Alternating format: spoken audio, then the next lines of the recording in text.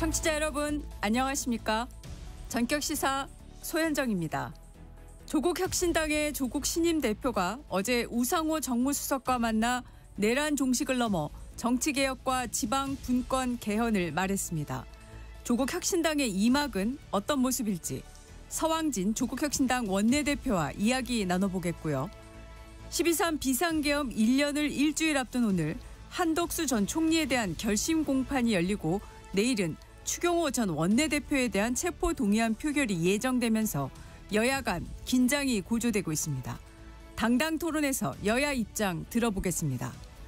7박 10일간 중동 아프리카 순방을 마치고 오늘 귀국하는 이재명 대통령의 순방에 대해 공주대 임은정 교수와 함께 이야기 나눠보겠습니다. 전격 시사는 KBS 콩과 유튜브로도 실시간 방송됩니다. 11월 26일 수요일 전격 시사 출발합니다.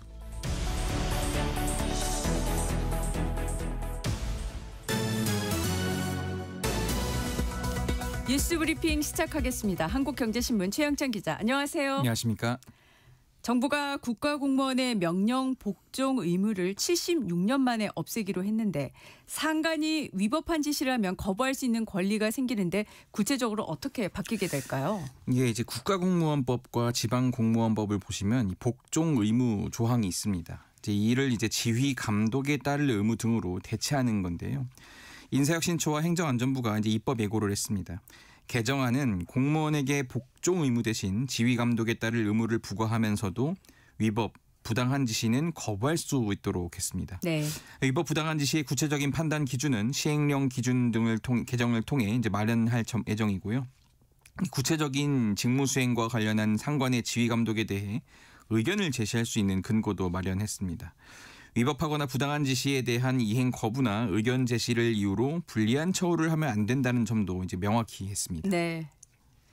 지금 국가공무원의 명령 복종 의무가 없어지는 게 이게 군에도 영향을 미치잖아요. 그렇습니다. 그러니까 기대하고 우려가 동시에 나오고 있는데 어떤 점 때문일까요? 이게 아무래도 이제 비상계엄 당시에 이제 이런 복종 의무 때문에 우리는 따를 수밖에 없었다. 뭐 이런 이유를 대니까 어쨌든 이런 걸 개정하기로 한 건데 네. 일단 인사처에서는 법 개정으로 관리자도 지시 전에 적법성 여부를 먼저 확인하는 이런 분위기가 생길 거다 이런 기대를 하고 있습니다. 네. 위법한 지시뿐만 아니라 부당한 지시, 갑질 관행을 줄이는 데도 기여할 것으로 본다고 했는데요.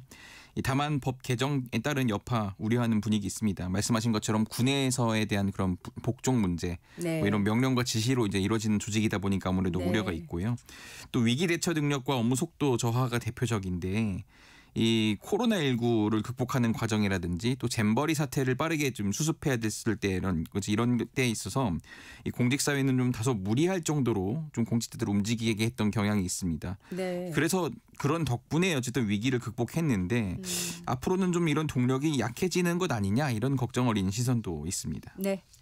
자, 내란 방조, 중요 임무 종사 등의 혐의를 받는 한덕수 전 국무총리 결심 공판이 오늘 오전에 열리는데 내란 사건 관련한 특검팀의 첫 구형이 나오는 거죠? 그렇습니다. 한덕수 전 총리 재판을 맡은 서울중앙지법 형사 33부는 오늘 결심 공판을 연 다음에 내년 1월 21일 또는 28일에 1심 선고를 하겠다고 했습니다. 네.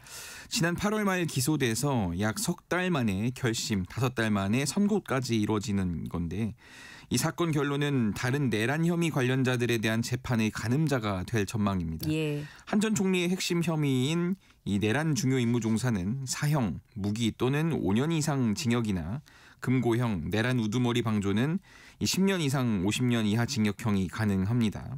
한 전 총리에 대한 특검팀의 첫 구형량이 같은 혐의로 기소된 김용현, 이상민 전 장관 등에 대한 이런 구형 기준이 되는 셈인데 네. 특검팀도 이런 특수성을 감안해 연이은 내부 회의를 통해 구형량을 논의하고 있습니다. 네. 자, 법정 소란을 피우고 유튜브 방송에 출연해서 재판부를 향해서 막말을 쏟아낸 김용현 전 장관 변호인단이 경찰에 고발됐네요. 예, 법원행정처가 이같이 한 건데요. 이제 법정에서 소란을 피우고 재판부를 향해 비난을 이어가던 김용현 전 장관의 변호인 2명을 경찰에 고발했습니다. 법정 모욕과 명예훼손 등의 혐의를 적용했는데 이 한덕수 전 총리의 내란 재판에서 소란을 피우다가 이제 감치 명령을 받은 지 6일 만입니다. 네. 그러니까 이들은 인적 사항이 특정되지 않는다는 이유로 석방된 다음에 그럼에도 불구하고 재판부를 향한 모욕적 언사를 계속 쏟아냈습니다. 네. 비공개 감치 재판에선 재판장에게 뭐 해보시던가 라며 도발을 했고 법원장 등에게도 비난을 멈추지 않았는데요. 천대엽 대법원 행정처장이 이제 이를 사법질서 전체에 대한 중대한 범죄 행위로 규정하고 법적 대응에 나섰습니다. 서울중앙지법도 해당 변호사들에 대해 징계 사유가 발생했다고 대한변협 등에 통보했습니다. 네. 자, 사법 개혁을 추진하고 있는 더불어민주당이 어제 사법행정개혁안을 발표했는데 대법원장에게 쏠린 권력을 분산시키기 위해 법원 행정처를 폐지한다는 게 주요 내용이죠. 그렇습니다. 이제 법원 행정처가 아무래도 이제 법원을 이제 운영하는 그런 행정 단위인데 민주당 사법행정정상화 TF가 어제 입법 공청회를 열고 이런 걸 이제 개혁하는 초안을 공개했습니다. 네. 대법원장 한 사람에게 재판과 인사 등의 이제 권한이 모두 집중되는 문제를 이제 해결하겠다 이런 건데요. 예. 이 개혁안의 핵심은 법원 행정처를 폐지하고 외부 인사가 포함된 독립기구인 사법행정위원회를 새로 만들겠다는 겁니다. 네. 사법농단의 진원지로 지목되기도 했던 법원 행정처를 없애서 민주적 정당성과 투명성을 확보하겠다는 취지입니다. 네. 또 이 전관 이후 관행을 뿌리 뽑기 위해서 퇴직한 대법관은 대법원 사건을 5년간 수임하지 못하도록 하고 법관의 정직 최대 기간을 1년에서 2년으로 올리는 내용이 담겼습니다. 네. 이와 함께 각 법원의 전체 판사로 구성된 판사회의가 법원장 후보 선출도 심의 의결할 수 있도록 했습니다. 네. 자, 공청회에 참석한 법원 관계자가 우려의 목소리를 전했죠. 예, 공청회에 참석한 이지영 법원행정처 사법지원총괄 심의관은 이제 개인 의견을 전제로 이제 위헌 가능성이 있다 이런 우려를 제기했습니다. 예.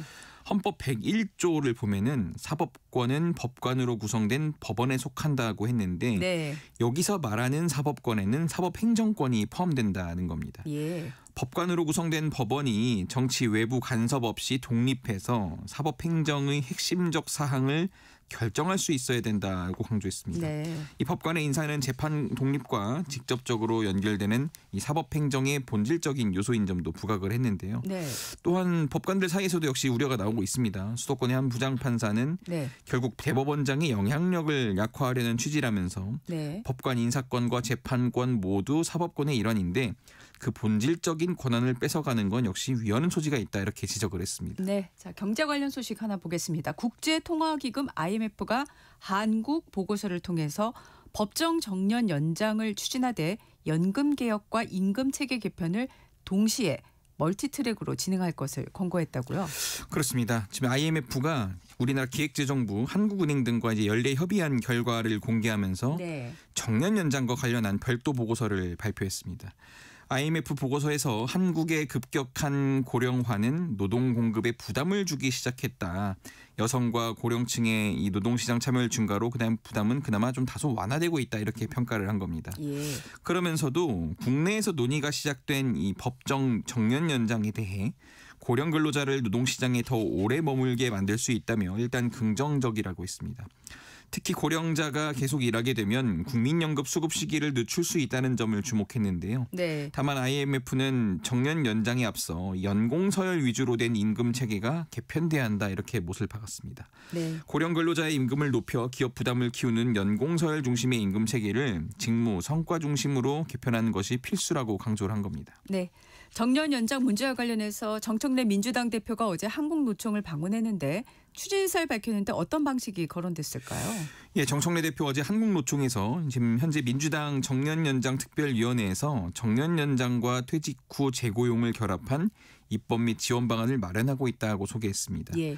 정년연장으로 인해 발생할 수 있는 청년 고용 문제를 최소화하고 각 세대가 상생할 수 있는 방안을 찾기 위해 민주당 청년위원회에서도 대책을 논의하고 있다고 했는데요. 네. 민주당은 연내에 정년연장 입법을 마무리하겠다는 방침입니다. 노사 의견이 평행성을 달리고 있어서 이 사회적 합의가 좀 추가로 더 필요한 상황인데 빠르게 당정이 절충안을 마련해보겠다 이런 계획을 밝혔습니다. 네. 국가 전산망을 마비시켰던 국가정보자원관리원 화재는 결국 인재였다는 수사 결과가 나왔습니다. 예, 정부 전산망 마비를 불러온 국가정보자원관리원 화재와 관련해서 경찰이 원장과 시공업체 관계자 등 전부 19명을 입건했습니다. 네. 이들은 업무상 과실로 화재를 일으키고 불법으로 하도급을 준 혐의를 받고 있습니다. 경찰은 이 화재가 무정전 전원장치, 즉 UPS 본체와 연결된 이 리튬 이온 배터리의 전원을 차단하지 않고 작업하다가 발생한 거다 이렇게 결론을 내렸습니다. 예. 그러니까 절차대로라면 UPS를 끈 다음에 네. 연결된 8개 배터리 제어 박스, 즉 BPU의 전원을 모두 꺼야 하지만 작업자들은 딱 한 개의 전원만 내린 겁니다. 네. 이 작업자들은 BPU 전선을 분리한 다음에 절연 작업도 하지 않았는데 분리된 전선이 다른 전기시설과 접촉하면서 불이 난 것으로 추정됩니다. 네. 불법 하도급이 있었던 사실도 드러났다고요? 예, 경찰은 국가정보자원관리원으로부터 30억 원의 해당 공사를 낙찰받은 두 업체가 이 또 다른 업체 한 곳에 19억 원을 주고 이를 맡긴 것으로 파악을 했습니다. 네. 하도급을 받은 업체는 일부 작업을 또 다른 업체 두 곳에 각각 4천만 원을 주고 재하도급을 맡겼는데 전기공사법상 하도급은 원칙적으로 불법입니다. 네. 경찰은 조사가 마무리되는 대로 피해자들을 검찰에 넘길 방침입니다. 네. 수요일 뉴스브리핑 한국경제신문 최형찬 기자였습니다. 고맙습니다. 감사합니다. 전격시사 듣고 계신 지금 시각은 7시 16분입니다. 이어서 교통정보 전해드리겠습니다. 이 시각 교통정보입니다. 오늘은 비 소식 없고요. 출근길도 비교적 무난하게 시작하고 있습니다. 영동고속도로 강릉 쪽 서창에서 월곶 쪽으로 지체입니다. 동군포에서 부곡 쪽으로 속도 떨어지고 있습니다. 제2경인고속도로 성남 쪽으로는 문학에서 남동 그리고 신천에서 일찍 분기점 쪽으로 천천히 이동하고 있습니다. 서해안고속도로 서울 방향 일찍 분기점에서 금천 쪽으로 정체입니다. 사고로 주의가 필요한 곳들도 있는데요. 수도권 제일 순환고속도로 판교에서 구리 쪽입니다. 퇴교원 부근 3차로가 막혀 있습니다. 서울 양양고속도로 양양 쪽으로는 화촌 9터널 안에서 화물차 사고를 처리하고 있습니다. 2차로 잘 피해서 이동하셔야겠습니다. 서울시내 강변문호 구리 쪽 행주에서 동작대교 쪽으로 정체고요. 올림픽대로 행주에서 성산대교, 여의하로에서 한강대교 쪽으로 밀려가고 있습니다. KBS 교통정보센터에서 이현입니다.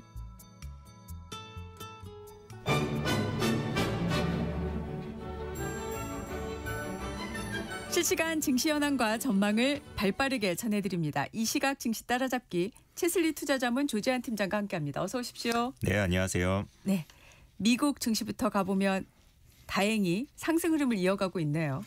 예, 요즘 패드워치를 보면 증시만큼이나 변동성이 큽니다. 지금 12월 금리 인하 확률이 30%까지 떨어졌다가 다시 82%까지 올라오면서 네. 주식시장은 상승 흐름을 이어갔습니다. 네. 이 S&P 500은 0.9%, 나스닥은 0.7% 오르면서 전일에 이어서 개선된 투자 심리를 보여줬습니다. 네. 대형주 위주의 다우가 1%대 중반, 그리고 중소형주 위주의 러셀 2000이 2.1%의 상승세를 보이며 마감을 했습니다. 네네. 예, 당일 우리 시장 반도체 섹터의 바로미터인 필라델피아 반도체 지수도 0.2% 오르며 장을 마감했습니다.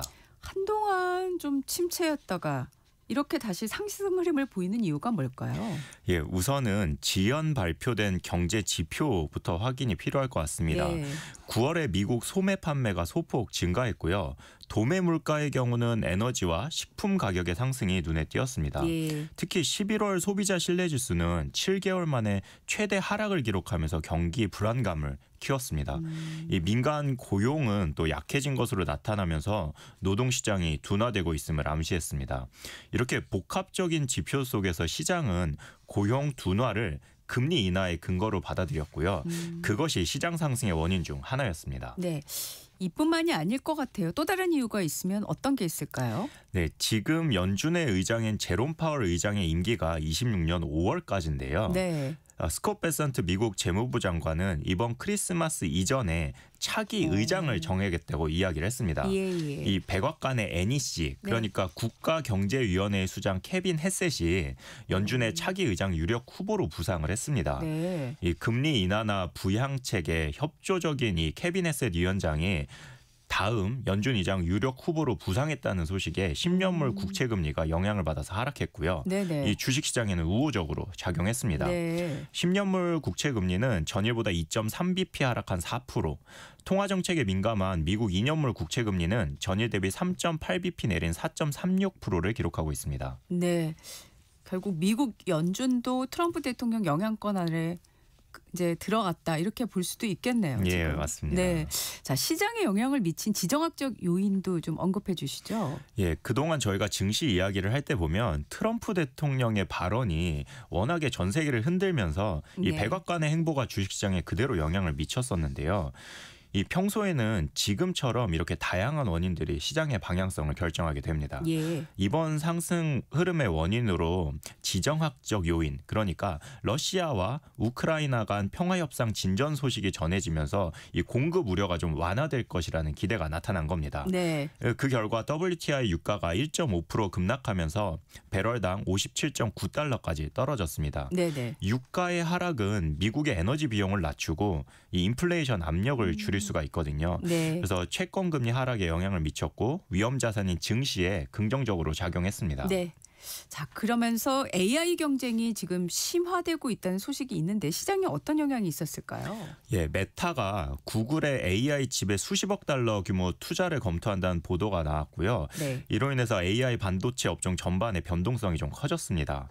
이 알파벳은 장중 고점에서 밀리면서 4조 달러 시총 진입을 앞두고 주가 변동이 커졌습니다. 엔비디아와 AMD 그리고 오라클은 관련된 경쟁 심리 그리고 투자 분산 우려로 주가가 하락을 했습니다. 네. 그런데 이런 경쟁 심화는 오히려 AI 시장의 성장 잠재력을 확인시켜주는 긍정적 신호라는 분석이 우세합니다. 네. 이 당일로만 보게 되면 반도체주는 약세를 보였고 애플과 메타, 아마존 등의 기술주가 전체적으로 상승했습니다. 네. 그리고 소비재나 헬스케어 섹터도 지수 상승에 기여하면서 주요 지수가 다 고르게 강화된 하루였습니다. 네. 미국 시장과 달리 우리 시장은 최근 좀 힘이 약해진 모습이에요. 예, 맞습니다. 혹시 앵커님 음봉이 뭔지 아실까요? 이게 시작했던 가격보다 낮은 가격으로 장을 마감하면 음봉이고 반대면 양봉이라고 합니다.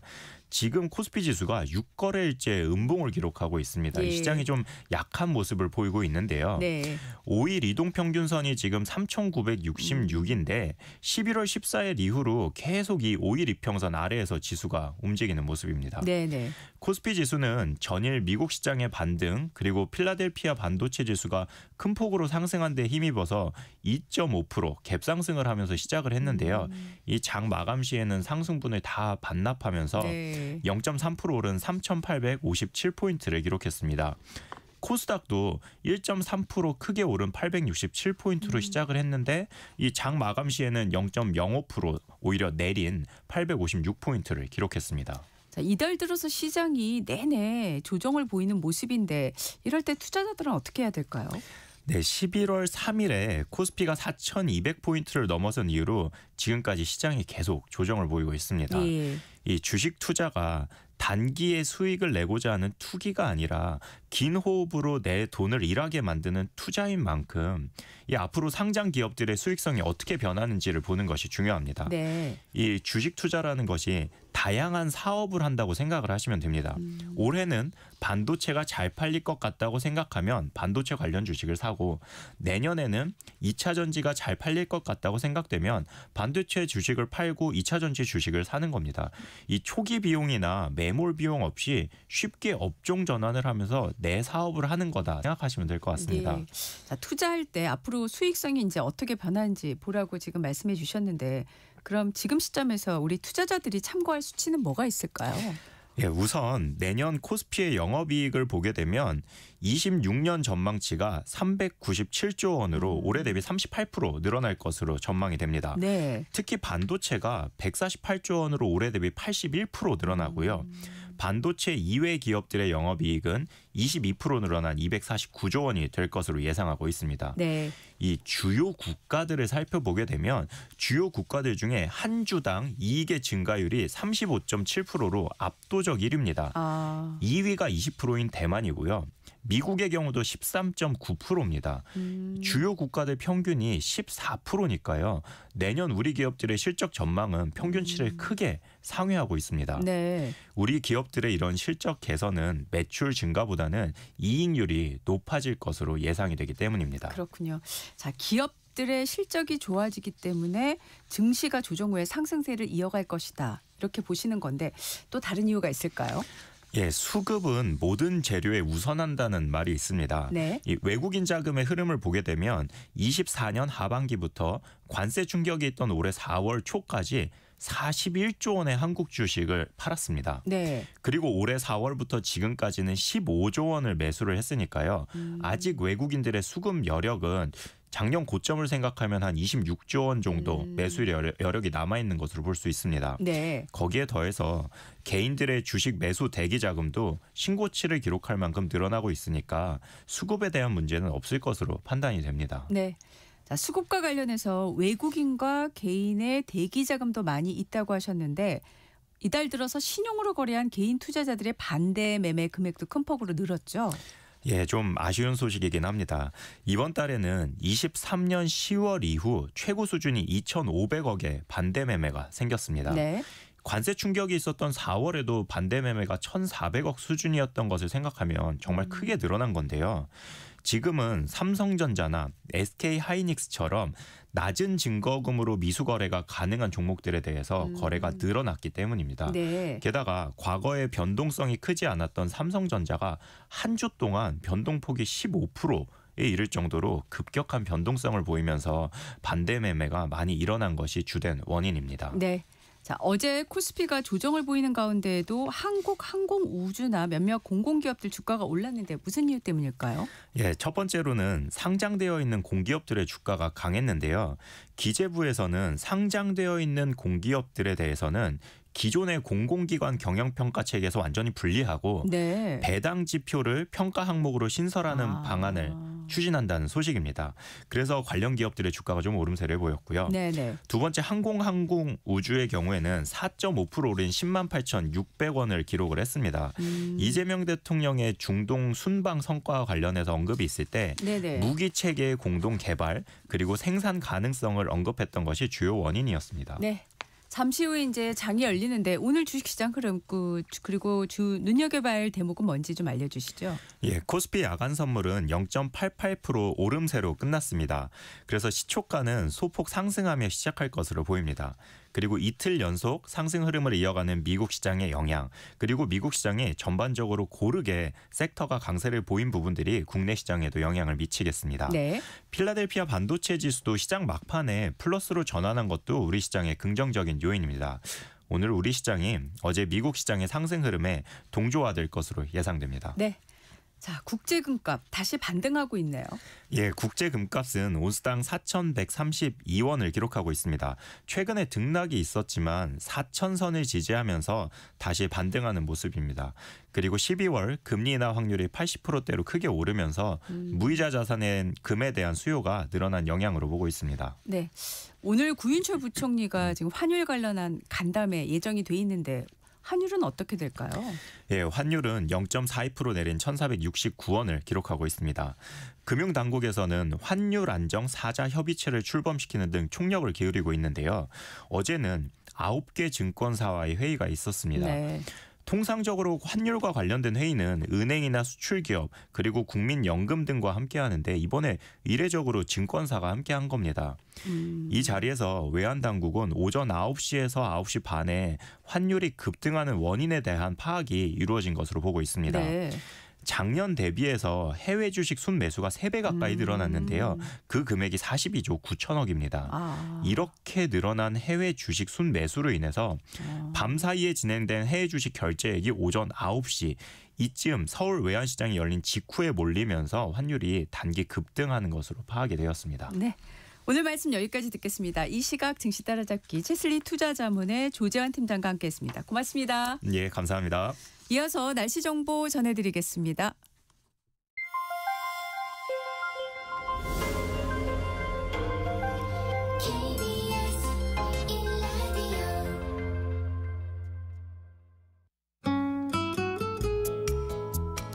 수요일 날씨 박소영 기상캐스터와 함께 이야기 나눠보겠습니다. 어서 오십시오. 안녕하세요. 네.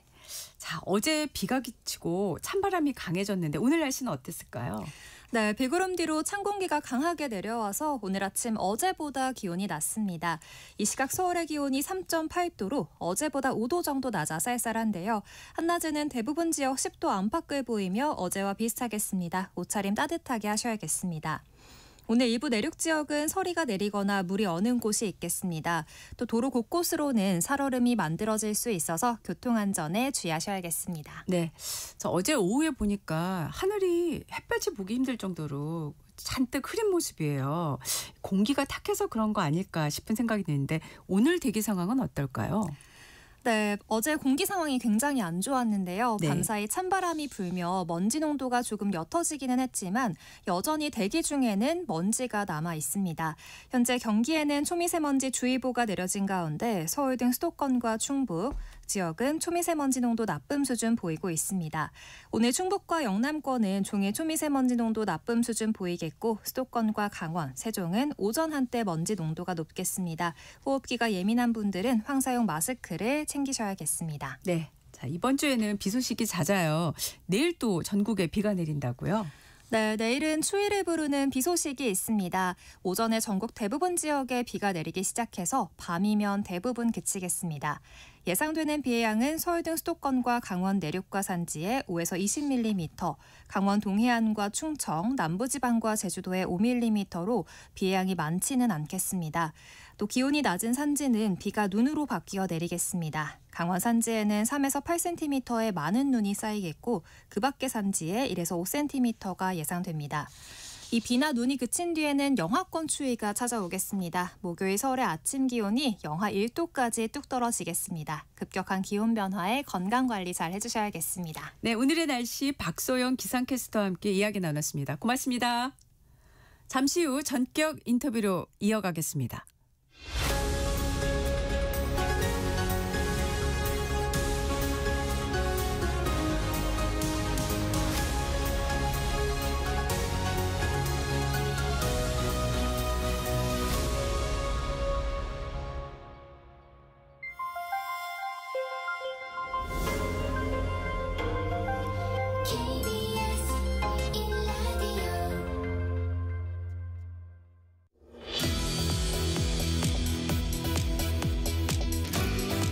네, 전격 인터뷰 새 지도부를 꾸린 조국 혁신당 소식 들어보겠습니다. 서왕진 원내대표 나오셨습니다. 어서 오십시오. 반갑습니다. 서왕진입니다. 네, 자, 조국 혁신당의 조국 신임 대표가 대표 취임 후 24일 월요일에 첫 최고위원회를 주재했습니다. 네. 이 자리에서 재임학 선언을 했는데 지향, 문화, 태도 등 모든 면에서 다를 것이다. 이렇게 포부를 밝혔습니다. 지금의 조국 대표 체제하고 과거하고 뭐가 달라지는 걸까요? 우선 뭐 아시겠습니다만은 저희들이 그 비대위 시간을 한 2달 정도 가졌었습니다. 예. 조국 대표가 사실은 감옥에서 나오자마자 이렇게 여러 가지를 준비할 시간도 없이 네. 비대위를 발족했었고 당내 문제 때문에 예. 그 과정에서 비대위를 발생시켰던 당내 비임 문제라든지 네. 또 당의 어떤 소통이나 당의 운영 어떤 시스템을 혁신하는 문제 이런 것들을 한 2달 동안 굉장히 많은 논의를 했고 예. 또 결정 발표한 것들이 있습니다. 예를 들면 뭐 당원들의 어떤 참여나 당원들의 역할을 높이는 당원 주권 정당을 만드는 문제 관련해서 네네. 당원들이 직접 국회의원들을 포함한 당직자들에 대한 평가를 직접 한다든지 네네. 핵심 뭐 정책 아젠다와 관련해서 당원 시민회의라는 것을 통해서 한 100여 명의 당원들이 논의해서 그 주제의 어떤 정책 방향, 당의 어떤 방향들을 함께 결정하는 어떤 방식들을 도입한다든지 이런 것들이 이제 새롭게 들어왔고요. 네네. 또 뭐 당내 비위 문제 관련해서도 네. 뭐 그 문제에 대한 사전 예방을 철저하기 위해서 윤리 감찰단을 두는 거라든지 예. 또 예방 교육을 철저히 하는 거나 문제가 발생했을 때 네네. 충분하고 안전하게 소통해서 해결할 수 있는 네. 고충심위원회 뭐 이런 것들을 만드는 것들이 이제 비대위에서 결정했기 때문에 네네. 그 이전과는 좀 사뭇 다른 당의 문화와 운영 방식이 이렇게 드러날 거다. 저희들은 그렇게 기대하고 있습니다. 네, 준비를 2달 동안에 굉장히 많이 하신 것 같은데요. 새 대표 체제에서 영순위로 가져갈 당내 과제 뭘까요? 우선 저희들이 그동안 일관되게 좀 이야기했던 부분은 첫 번째로는 내란을 좀 제대로 잘 청산하는 것이 중요하다. 네. 특히 그 과정에서 여전히 내란의 어떤 본거지 역할도 했고 내란을 불러일으키는데 가장 큰 역할을 했던 국민의힘이 이 문제에 대해서 제대로 단절하지 못하고 계속 그 입장을 유지를 하고 있기 때문에 네. 여기에 대한 좀 제대로 된 심판이 필요하다. 이게 첫 번째고요. 두 번째로는 역시 지방선거인 것 같습니다. 네. 지방선거에서 저희 당이 여러 가지 어려운 상황을 겪었지만 네네. 지방선거를 통해서 다시 한번 좀 새롭게 출발할 수 있는 근거를 마련하는 것. 네. 이게 이제 제 가장 중요한 문제고요. 네. 마지막으로는 사회권 선진국이라는 우리 당의 어떤 정책적 비전을 좀 더 구체화하고 국민들에게 좀 정확하게 피부로 느낄 수 있도록 잘 전달할 수 있는 준비라는 거 이런 3가지를 꼽고 있는데요. 네네. 이런 것들이 다 제대로 되려면은 사실은 정치 개혁이라든지 또 이런 어떤 내용들을 잘 담아낸 개헌론이라든지 이런 것들로 좀 이렇게 더 발전시켜가는 그런 노력들도 필요하다. 저희는 그렇게 보고 있습니다. 네. 자, 신임 대표 이제 선출 과정에서 결과가 98.6%의 찬성률이었어요. 네. 또 경선이 아니었고 사실 단독 네. 출마하셨잖아요. 네. 조국 대표께서. 그래서 뭐 진중권 특임 교수의 경우에는 이 득표를 놓고 뭐 박정희 전 대통령의 선출 방식까지 언급을 하면서 47년 만에 보는 재미있는 장면이다 이런 표현도 했는데 네. 이걸 어떻게 봐야 될까요?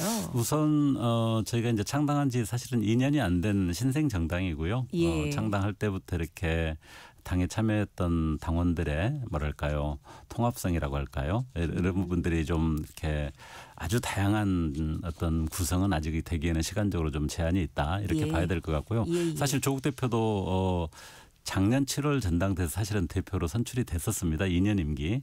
근데 중간에 이제 대법원 판결로 감옥에 갔다 와서 다시 복귀한 셈이다 이렇게 봐야 될 것 같고요. 네. 뭐 이런 문제에 대해서 진중권 씨 이야기한 부분은 뭐 사실상은 비아냥이라고 보는데 지적이라고 하기에도 아까운 표현이라고 생각이 들고요. 네. 저는 오히려 우리가 작년부터 겪었던 내란 사태라든지 여러 가지 어려운 뭐 국가적 위기 상황을 만드는 데 있어서 네. 전두환을 칭송했던 윤석열이라는 사람을 그렇게 지지하고 뒷받침했던 지식인 중에 한 사람인 진중권 씨가 스스로 반성하는 태도가 오히려 필요하지 이런 거에 대해서 이렇게 비아냥거릴 일은 아니다. 저는 그렇게 생각합니다. 네. 자, 최근 언론을 통해서 사실 가장 주목받고 있는 게 이제 토론이지 않습니까?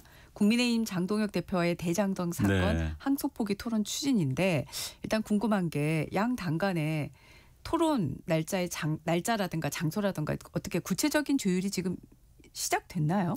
우선 전당대 마치고 월요일 날 최고위에서 저희 당에서는 뭐 토론 진행은 당연한 전제로 하고 네, 예. 그 세부적인 국민의힘 장동혁 대표 측과 뭐 방송이라든지 또 장소나 시간 이런 것들을 조율을 해야 되지 않겠습니까? 예. 그거를 담당할 책임자를 저희 내부적으로는 정했습니다. 네. 그래서 어떻게 소통이 되고 있는지 그대로 듣지는 못했는데 네, 아마 네. 실무 협의가 진행될 거로 보고 있습니다. 네, 네. 요 토론이 좀 관심이 많았습니다. 일단 누가 토론으로 나서느냐. 네. 이 부분이었는데 한동훈 전 국민의힘 대표가 사실 그 대장동 항소포기 토론을 제안을 했는데 조 대표께서 이제 거절을 했고 장동혁 대표의 토론 제안은 또 받으셨어요. 네. 근데 이 과정에서 저희 프로그램에도 이제 출연하셨던 황운하 의원께서는 네. 이게 좀 토론 주자 간에 좀 급이 맞지 않느냐 이런 표현도 예. 하셨거든요. 네. 뭐 한동훈 전 대표의 토론에 응하지 않은 이유는 뭘까요? 우선 한동훈 대표는 현재로서는 이 문제와 관련해서 주요 당사자들 내지는 가장 책임 있게 이 문제를 다루는 정당들의 어떤 대표자로서의 어떤 위치나 책임성은 없는 일종의 사인이라고 볼 수 있겠죠. 네. 그런 차원에서 본인의 뭐 주장이나 의견들을 뭐 다양하게 이야기할 수는 있겠지만 당대당 또는 당을 대표하는 책임자들 간의 어떤 토론의 당사자는 아닐 거라고 생각을 하고 있고요. 네. 그다음에 아마도 제가 조 대표한테 직접 물어본 건 아닙니다만은 네. 한동훈 전 대표는 이런 무리한 조작 수사나 기소 행위를 한 검찰의 책임자지 본인이 이 문제에 대해서 오히려 무슨 문제가 있고 당당한 것처럼 주장할 뭐 그런 당사자가 되지 못한다. 오히려 수사받고 책임져야 될 사람이다. 그런 인식이 있지 않을까 그렇게 생각을 합니다. 네. 이 관심 사안 중에 하나가 민주당 정청래 대표의 토론 참여 여부인데 조국 혁신당에서 혹시 민주당에 제안을 해보셨을까요? 뭐 공식적으로 이미 장동혁 대표도 그렇고 조국 대표도 그렇고 정청래 대표 참여를 환영한다고 네. 사실상 제안을 한 셈인데 네. 민주당 쪽에서는 뭐 특별한 반응은 없는 것 같습니다. 네.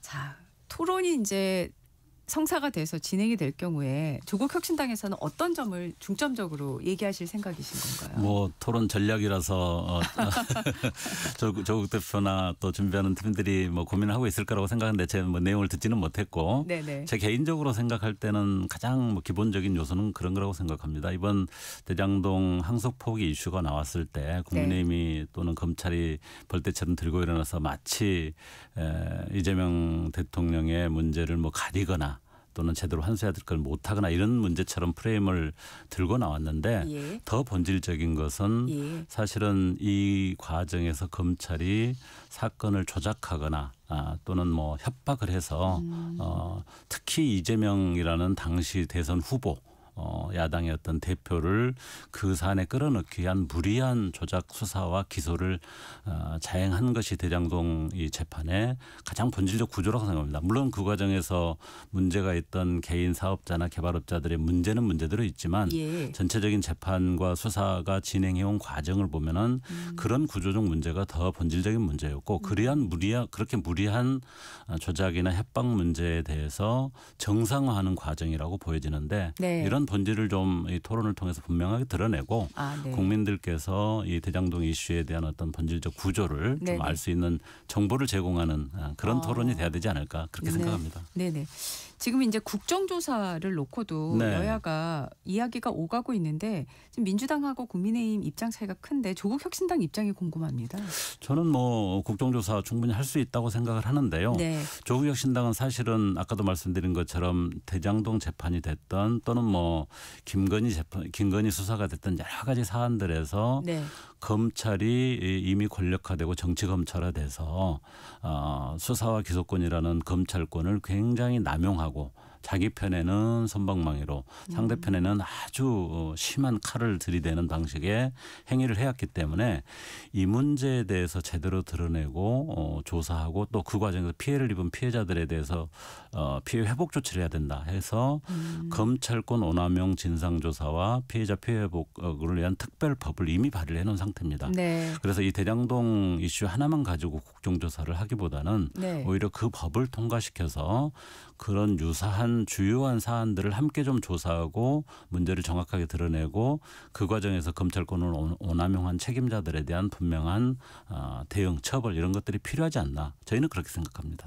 그러면 대장동 항소 포기뿐만 아니라 다른 사안들까지도 그렇습니다. 함께 국정조사가 필요하다. 예를 들면 김건희 네. 주가 조작 사건이라든지 네. 뭐 선물 받은 사건이라든지 그런 예. 부분에서 검찰이 얼마나 자의적으로 항소 포기를 하거나 아예 그냥 기소 자체를 하지 않았던 일들이 많습니까?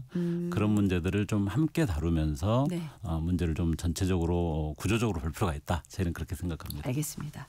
자, 조국 대표가 어제 우상호 정무수석을 만난 자리에서 많은 이야기를 이제 하셨는데 지금 민주당이 공동선언문을 서랍 속에 방치한다면 네. 대국민 약속 파기이자 개혁 정당들에 대한 신뢰 파기다 이런 말씀을 하셨는데 보니까 이제 대선 결선 투표제 도입이라든가 국회의원 비례성 확대, 원내 교섭단체 기준 완화 같은 기존 합의 이행을 촉구하는 내용이었어요. 네. 일단 민주당 측의 반응이 어땠습니까?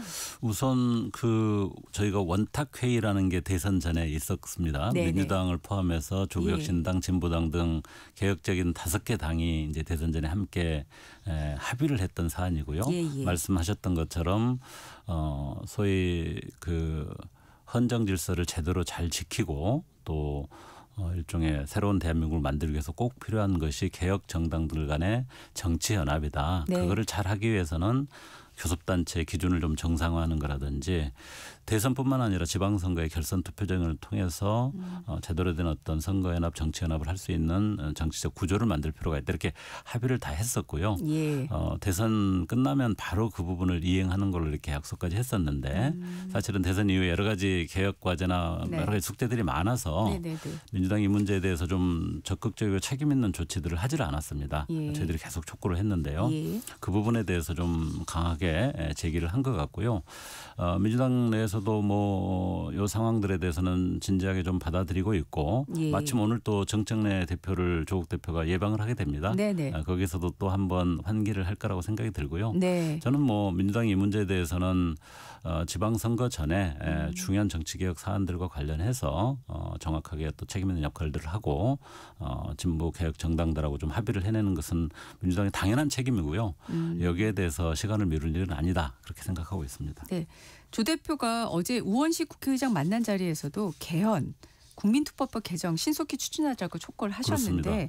이 정치개혁안이 이미 참 여러 차례 보도는 됐는데 지금 아직 이행이 되고 있는 건 아닌 상황인데 당에서는 지금 지방선거 얘기를 하셨잖아요. 네. 어떤 일정, 어떤 계획을 갖고 계신 건가요? 우선 이제 전당대회 때까지는 저희가 비대위 체계였기 때문에 네. 지방선거와 관련된 구체적인 어떤 의사결정이나 전략 결정을 하기가 어려웠습니다. 네. 그래서 이제 전당대회 마치자마자 새로운 지도부를 중심으로 해서 지방선거 전략기획단을 구성을 하게 되고요. 네. 거기에서 지방선거에 관한 우리 기본 전략을 정하게 되고 또 조국 대표가 인재영입위원장을 겸하면서 네. 특히 당면에 있는 지방선거에서 뛸 좋은 후보자들을 발굴하는 작업들을 굉장히 집중적으로 힘을 기울일 생각입니다. 네.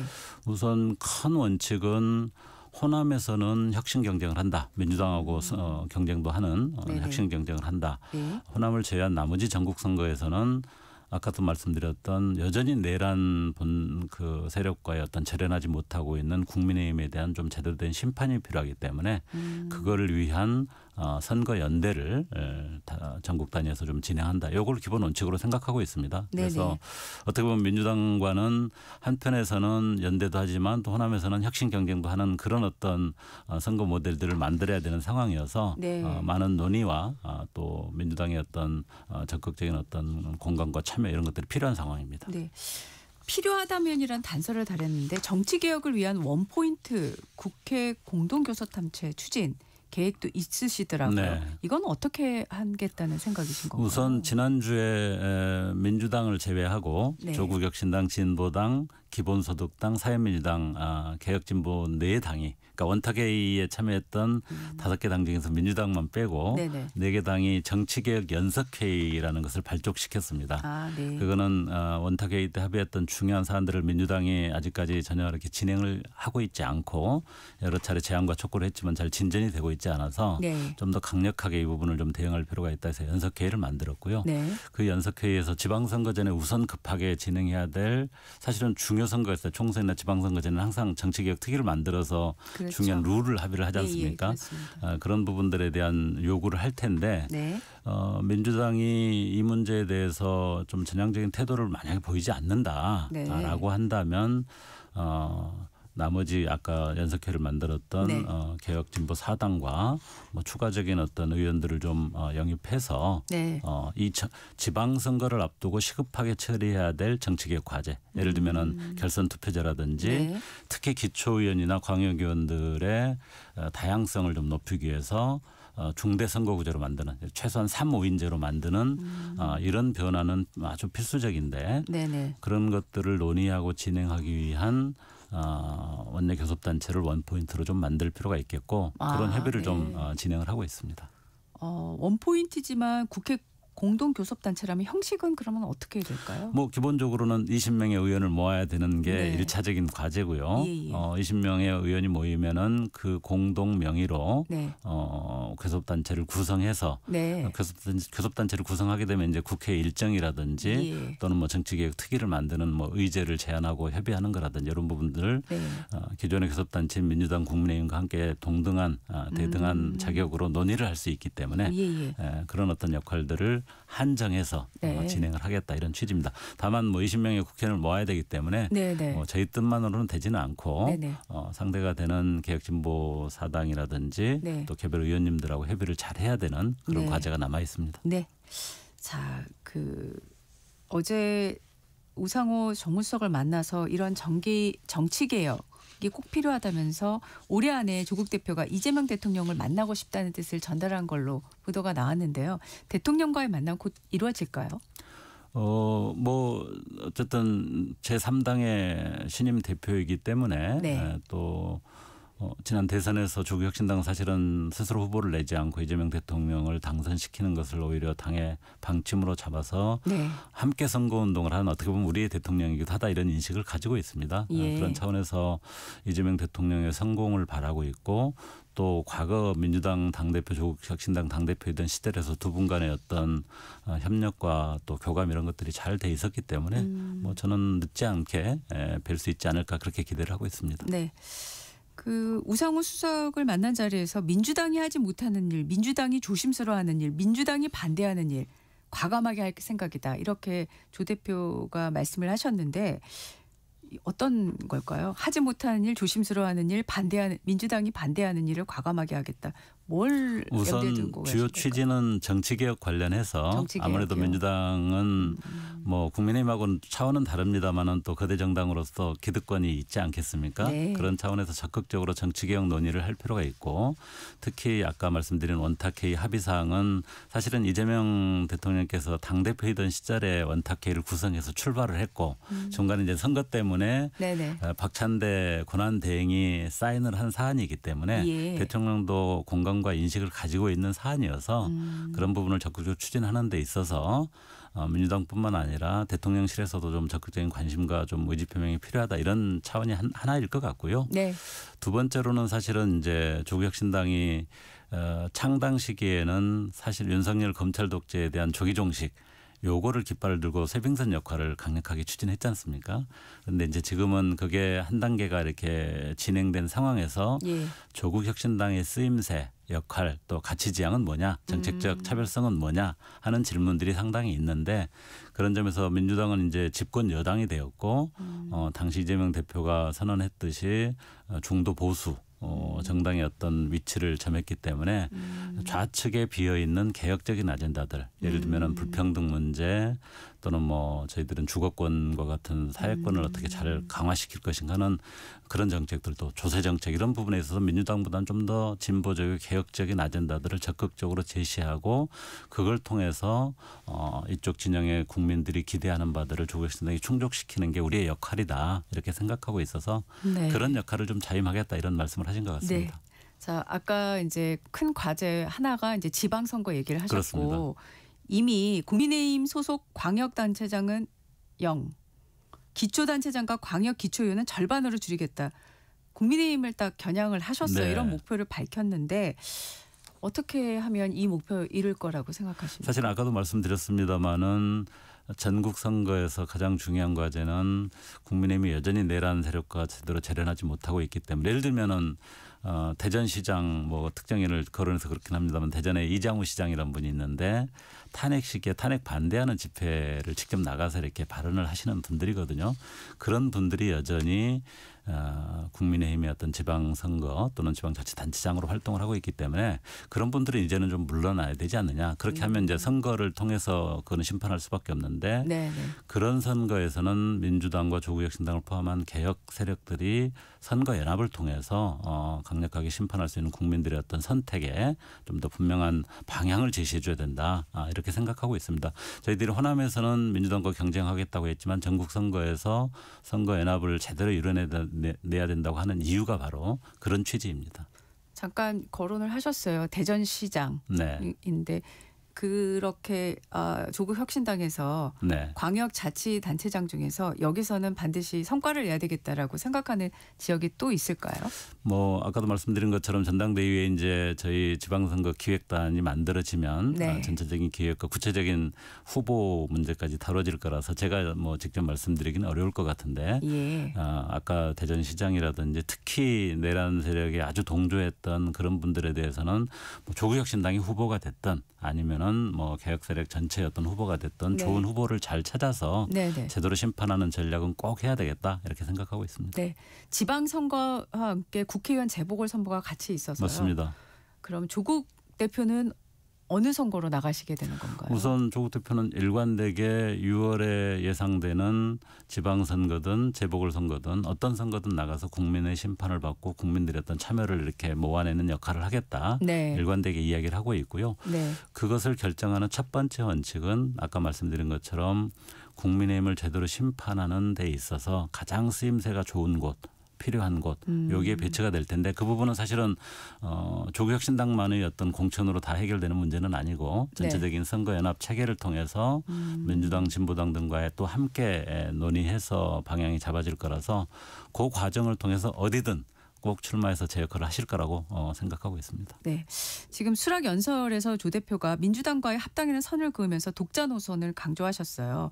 그럼 민주당과 선거연대를 지금 말씀하신 것처럼 호남에서는 경쟁, 나머지 지역에서는 선거연합 이렇게 지금 구상을 하고 계신 그걸 건가요? 기본 틀로 생각하고 있고요. 그게 참 쉬운 일이 아니겠죠. 뭐 민주당으로서도 그런 부분들에 대해서 지금 민주당이 상당히 어떻게 보면은 지지율이라든지 여러 가지 측면에서 좋은 상황이기 때문에 뭐 그런 연합에 대해서 얼마나 진지하게 생각하고 있을지는 잘 모르겠는데요. 저희가 생각하는 특히 호남 유권자들 같은 경우는 당시에 저희가 창당할 때는 윤석열 검찰 독재, 지금은 국민의힘에 대해서 제대로 심판하기 위해서는 민주당과 조국혁신당이 똘똘 뭉쳐야 된다. 그러나 호남에서는 민주당이 자치단체장과 지방의회까지를 다 장악하는 그런 어떤 일당의 어떤 독점 정치는 한계가 있기 때문에 거기에서는 혁신 경쟁을 해주는 게 좋겠다. 이런 입장을 분명하게 가지고 계십니다. 그래서 어떻게 보면 민주당 입장에서도 그런 것들을 수용할 수 있는 폭넓은 또 통 큰 어떤 결단이 있을 수 있지 않을까 기대를 하고 있습니다. 네. 자, 오늘 말씀은 여기까지 듣도록 하겠습니다. 지금까지 서왕진 조국혁신당 원내대표 말씀 나눴습니다. 고맙습니다. 고맙습니다. 전격시사 잠시 후 당당 토론으로 돌아오겠습니다.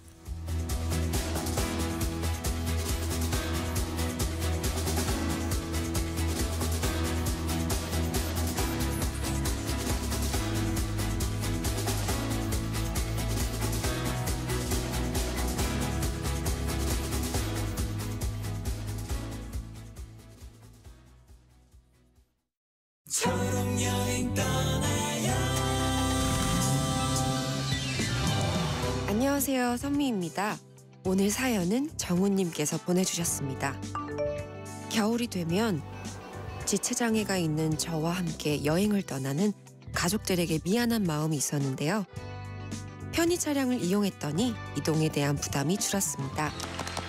한결 가벼운 마음으로 해안길을 걸었고 맛있는 해산물을 맛보고 차가운 겨울바다를 즐길 수 있었어요. 다음 주도 떠나볼까? 여행에 대한 용기가 샘솟았네요. 우리 함께 떠나봐요. 어디라도 좋아 좋아. 자 출발해요. KBS 연중 캠페인 초록 여행 떠나요는 장애인의 자유로운 여행을 응원하는 기아와 그린라이트가 함께합니다. 고된 하루의 웃음, 안방 일렬의 감동, 가장 필요할 때 여러분 곁에. 이 모두가 시청자 여러분 덕분에 가능했습니다. 방송법 개정에 따라 2025년 11월부터 수신료는 전기요금과 함께 고지됩니다. 수신료 내역은 전기요금 고지서에서 확인하실 수 있습니다. 수신료 문의는 KBS 수신료 콜센터 1588-1801로 연락 주시기 바랍니다. KBS는 언제나 여러분의 소중한 일상과 함께합니다. 수신료의 가치를 실현합니다. 여러분의 KBS.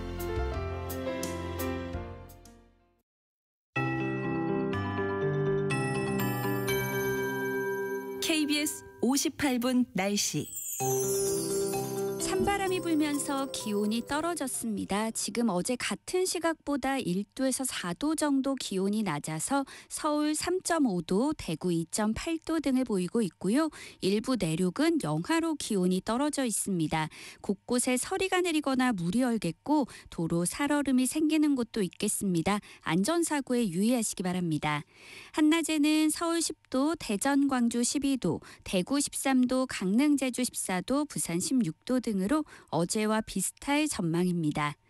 오늘 하늘은 차차 맑아지겠지만 공기가 탁한 곳이 있겠습니다. 지금은 수도권과 충청도를 중심으로 초미세먼지 농도가 나쁨으로 나타나고 있고요. 곳곳에는 뿌연 먼지 한 개도 껴 있습니다. 또 경기도에는 초미세먼지 주의보도 발효 중입니다. 특히 충북과 경상도를 중심으로 오늘 종일 공기가 탁할 것으로 예상됩니다. 내일은 다시 전국에 비 소식이 있습니다. 기온이 낮은 산지에는 눈이 내려 쌓일 전망이고요. 찬바람도 강하게 불겠습니다. 모레 금요일 아침에는 기온이 대부분 영하로 떨어지면서 서울 영하 1도, 철원 영하 5도, 안동 영하 2도 등이 예상되고 낮 기온도 한 자릿수에 머물겠습니다. 현재 서울의 기온은 3.5도입니다. 송소진입니다.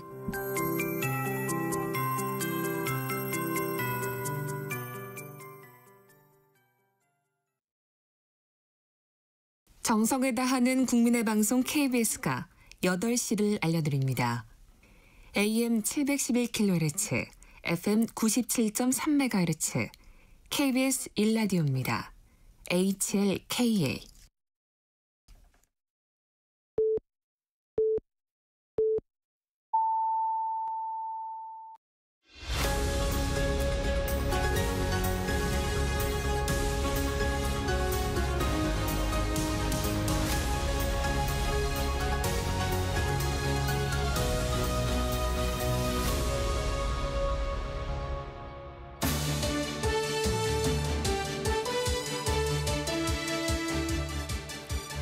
한 주의 한가운데서 여당, 야당 입장을 당당하게 토론하는 당당토론, 권칠승 더불어민주당 의원, 김희정 국민의힘 의원과 함께하겠습니다.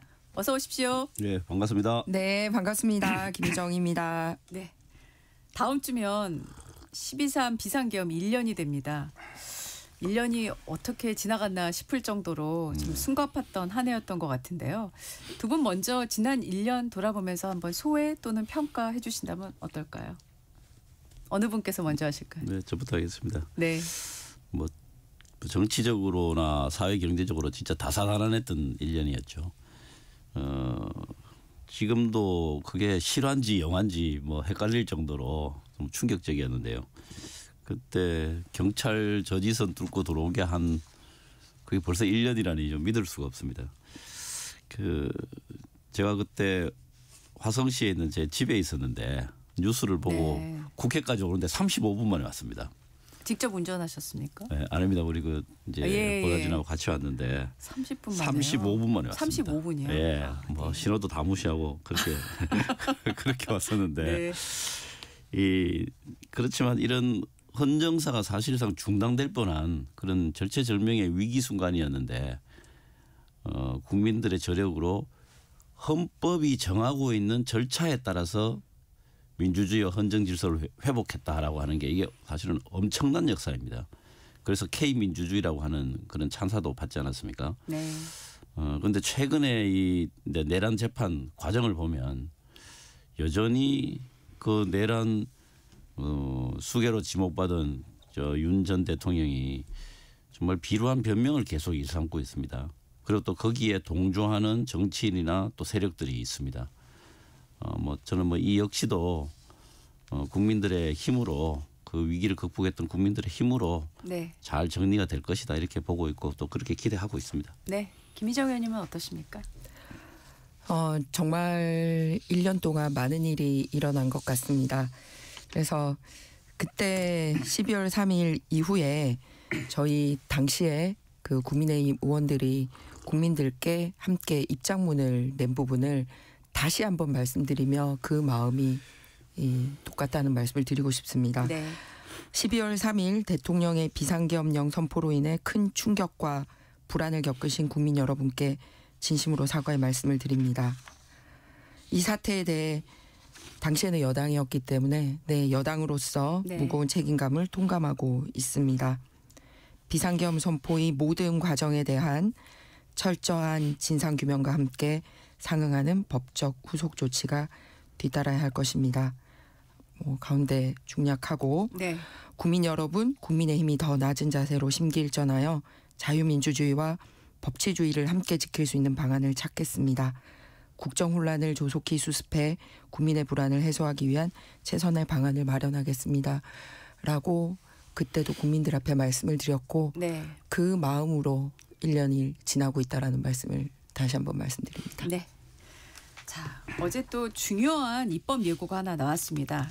76년간 지속이 됐더라고요. 국가공무원법상 공무원의 복정 의무가 사라지게 됐습니다. 지금 인사혁신처와 행정안전부가 개정안을 입법 예고했는데 이게 이제 지난해 12.3 비상계엄 사태를 거치면서 불거졌던 그런 문제점들에 대한 개선책으로 보여지고는 있는데요.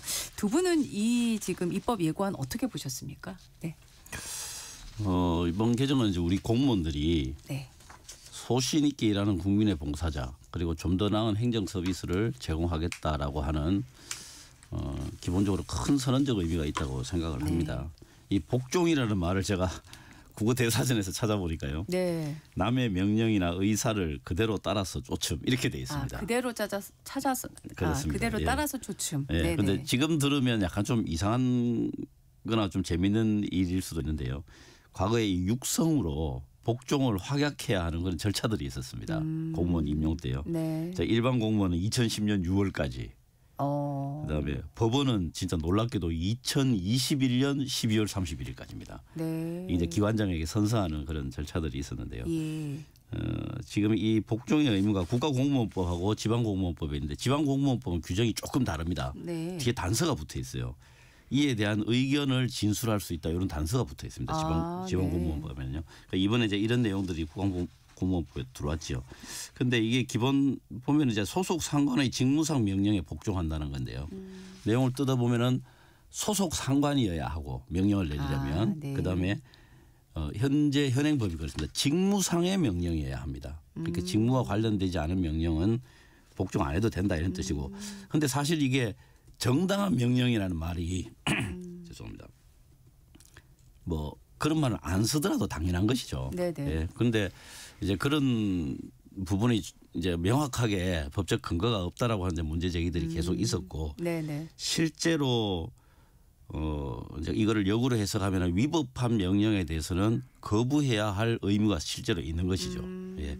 근데 이런 이제 법적인 어떤 그런 법의 형식적인 측면보다는 상사의 명령 뭐 부당하든 부당하지 않든 상사의 명령을 제대로 수행하지 않으면 인사상 불이익이 올 수 있다고 하는 그런 두려움, 그런 관행 이런 것들이 실제로 이제 의무 없는 일을 하게 만드는 이제 그런 것들이죠. 또 그런 것들을 참아야 되는 이런 부분들이. 그래서 공직 사회에 있는 그런 어떤 아주 뭐 불법적이거나 혹은 굉장히 좋지 않은 그런 관행들 이런 것들을 이제 좀 바꿀 수 있는 그런 계기가 되었으면 좋겠고요. 네네. 이게 좀 맹목적인 복종 그다음에 그런 것들 좀 극복하고 합리적인 소통이 될 수 있는 그런 기본 토대가 되었으면 좋겠다 하는 생각입니다. 네. 김희정 의원님은 어떻게 생각하십니까?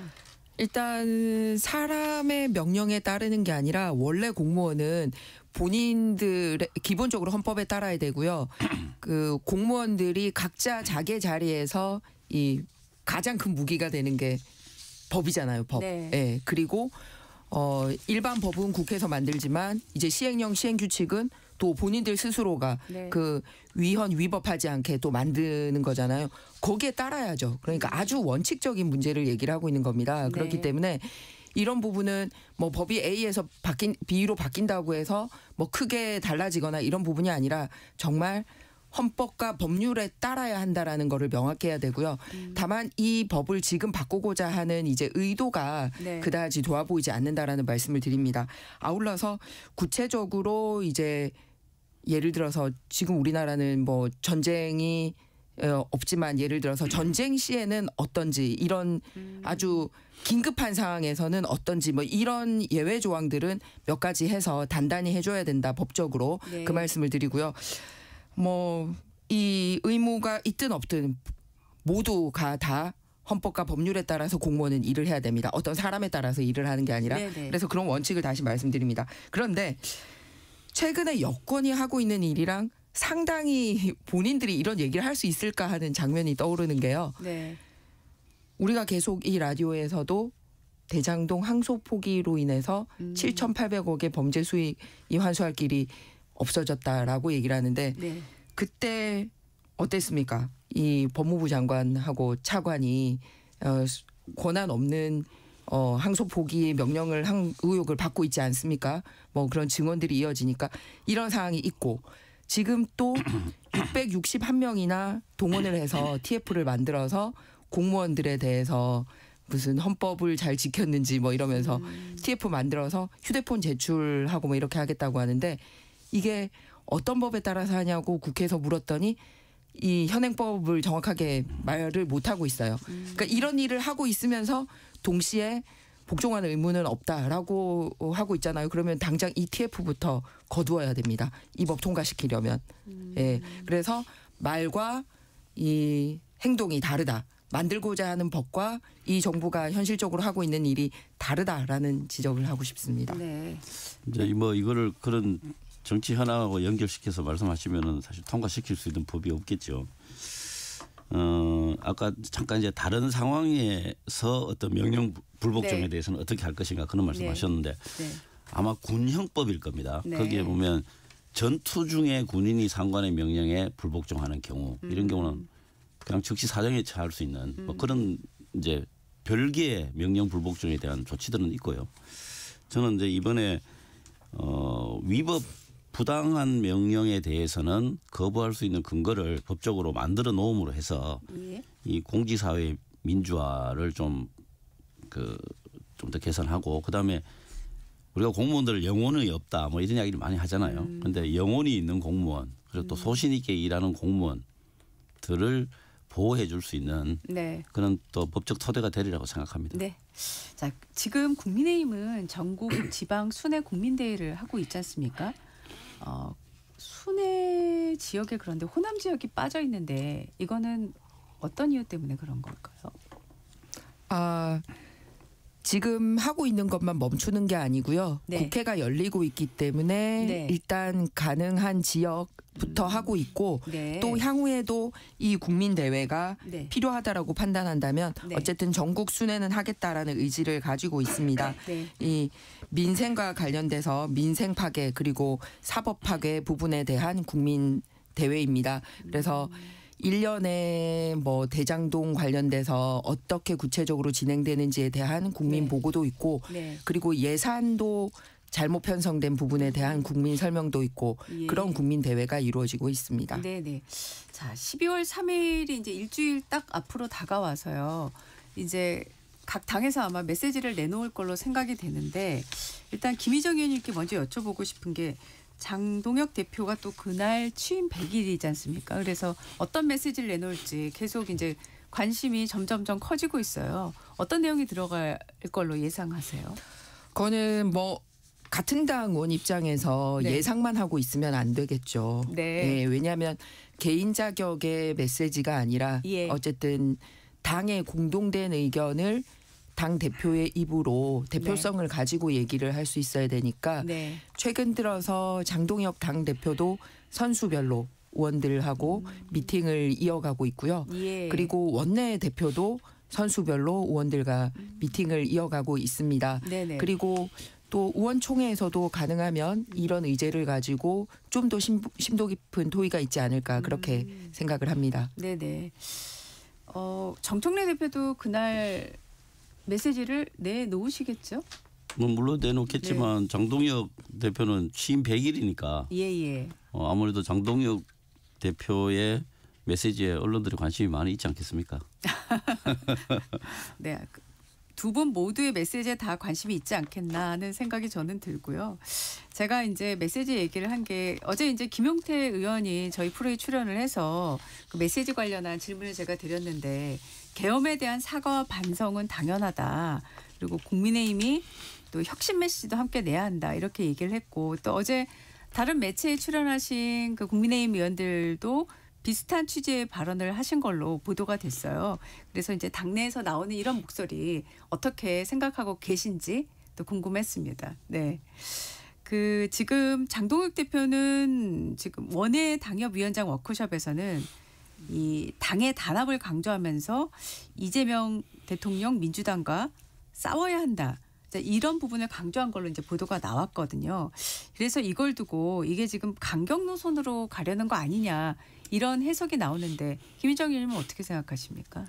일단은 지금 나오고 있는 얘기가 서로 상반된 얘기고 같이 갈 수 없는 얘기처럼 해서는 안 된다고 생각을 합니다. 네. 뭐냐면 네.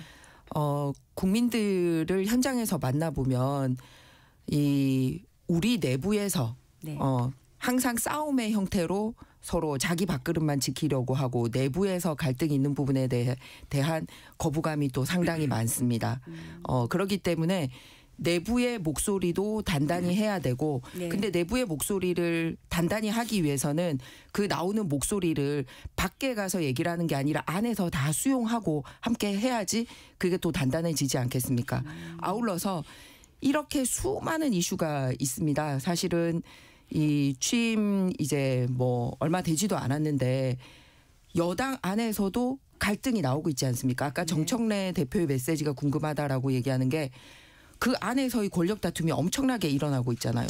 자기들 당원 당규 고치면서 정청래 대표가 뭐 재선 갈 건지 아닌지 뭐 표를 대의원에게 줄 건지 당원에게 줄 건지 이런 거를 하면서 나오는 얘기를 들어보면 본인들이 절차를 지키지 않았다, 뭐 서두른다 이런 얘기들을 막 하는 게 나오더라고요. 그 얘기를 고스란히 여당이 지금 우리 야당을 향해서 한번 들여다봤으면 좋겠다. 자기들 안에 그렇게 싸우는 모습을 보면 평소에 국민의힘을 어떻게 대하는지가 드러나거든요. 아예 상대 파트너로 인정하지 않고 그냥 막 국회에서 밀어붙이고 그게 국회에서의 그 입법 독재를 넘어서서 행정권, 사법권까지 지금 손대는 법안을 내놓고 있잖아요. 그래서 이게 단순하게 법 한 개 한 개에 부딪히는 문제가 아니라 자유민주주의 시스템 전체를 손대고자 하는 현 여건의 상황에 대해서 국민들에게 알리는 그 작업 또한 같이 해야 된다라는 목소리가 큽니다. 왜냐하면 언론은 매일매일의 이슈에 집중할 수밖에 없는데 네. 근원적으로 손대는 큰 문제들이 존재를 하고 있어요. 근데 해결은 안 되고 넘어가잖아요. 단편적인 사건들도 해결 안 되고 넘어가고 있는 게 굉장히 많습니다. 예를 들면 국회의원들 중에 뭐 차명 거래했던 이춘식 의원 국회에서 차명 거래했던 최민희 의원이 국회의원장의 직위를 이용해서 부당하게 또 그런 경조사비 뭐 모은 부분 이런 부분 어떤 것도 해결 안 되면서 막 쌓여가잖아요. 그렇기 때문에 그런 부분에 대해서는 국민의힘이 놓치지 않고 계속 얘기를 해야 된다라는 요구가 또 같이 있는 겁니다. 네. 그래서 그거를 단순하게 무슨 강경투쟁이다라고 얘기를 하는 게 아니라 네. 근본적으로 잘못된 부분에 대해서는 끝까지 찾아가서 해결할 수 있는 능력을 보여달라. 국민의힘이 좀 그런 게 미약하지 않냐라는 목소리도 있거든요. 네. 그래서 그런 양쪽의 목소리가 다 함께 있는 상황입니다. 네. 네. 뭐 제가 최근 국민의힘 지도부의 뭐 메시지라든가 행보 이런 데서 뭐 대해서 제가 뭐 논평적으로 한번 이야기를 한다면 예. 아마 뭐 국민의힘 지도부에서는 지지층을 결집하겠다라는 의도로 하겠죠. 그런데 저는 오히려 중도층 또 합리적 보수들의 표를 잃어가고 있다고 생각을 합니다. 예. 오히려 지금 뭐 장동혁 대표가 100일 기자회견을 뭐 하겠죠 하면서 이제 메시지를 낼 텐데 저는 뭐 거의 극우적 지지자들의 취향을 저격하는 발언들 할 것이라고 봅니다. 우리가 황교안이다라고 하는 그 말 한마디에 현재 국민의힘 지도부들이 어떤 생각을 갖고 있는지 향후에 어떤 식으로 전국을 타개해 나갈지에 대한 사실 답이 다 들어있다고 생각합니다. 스스로 고립을 이제 자초하는 길인데 아마 이 호랑이 등에서 내리기가 좀 어려울 겁니다. 지금 그동안 해놓은 이야기 또 여러 가지 정치적 사정들 때문에요. 지금 이번에도 영남 중심으로 이제 순회를 하는데 이거는 완벽하게 지역 정당으로 되돌아가겠다라고 하는 선언이나 다름이 없고요. 그래서 굉장히 유감스럽게 생각합니다.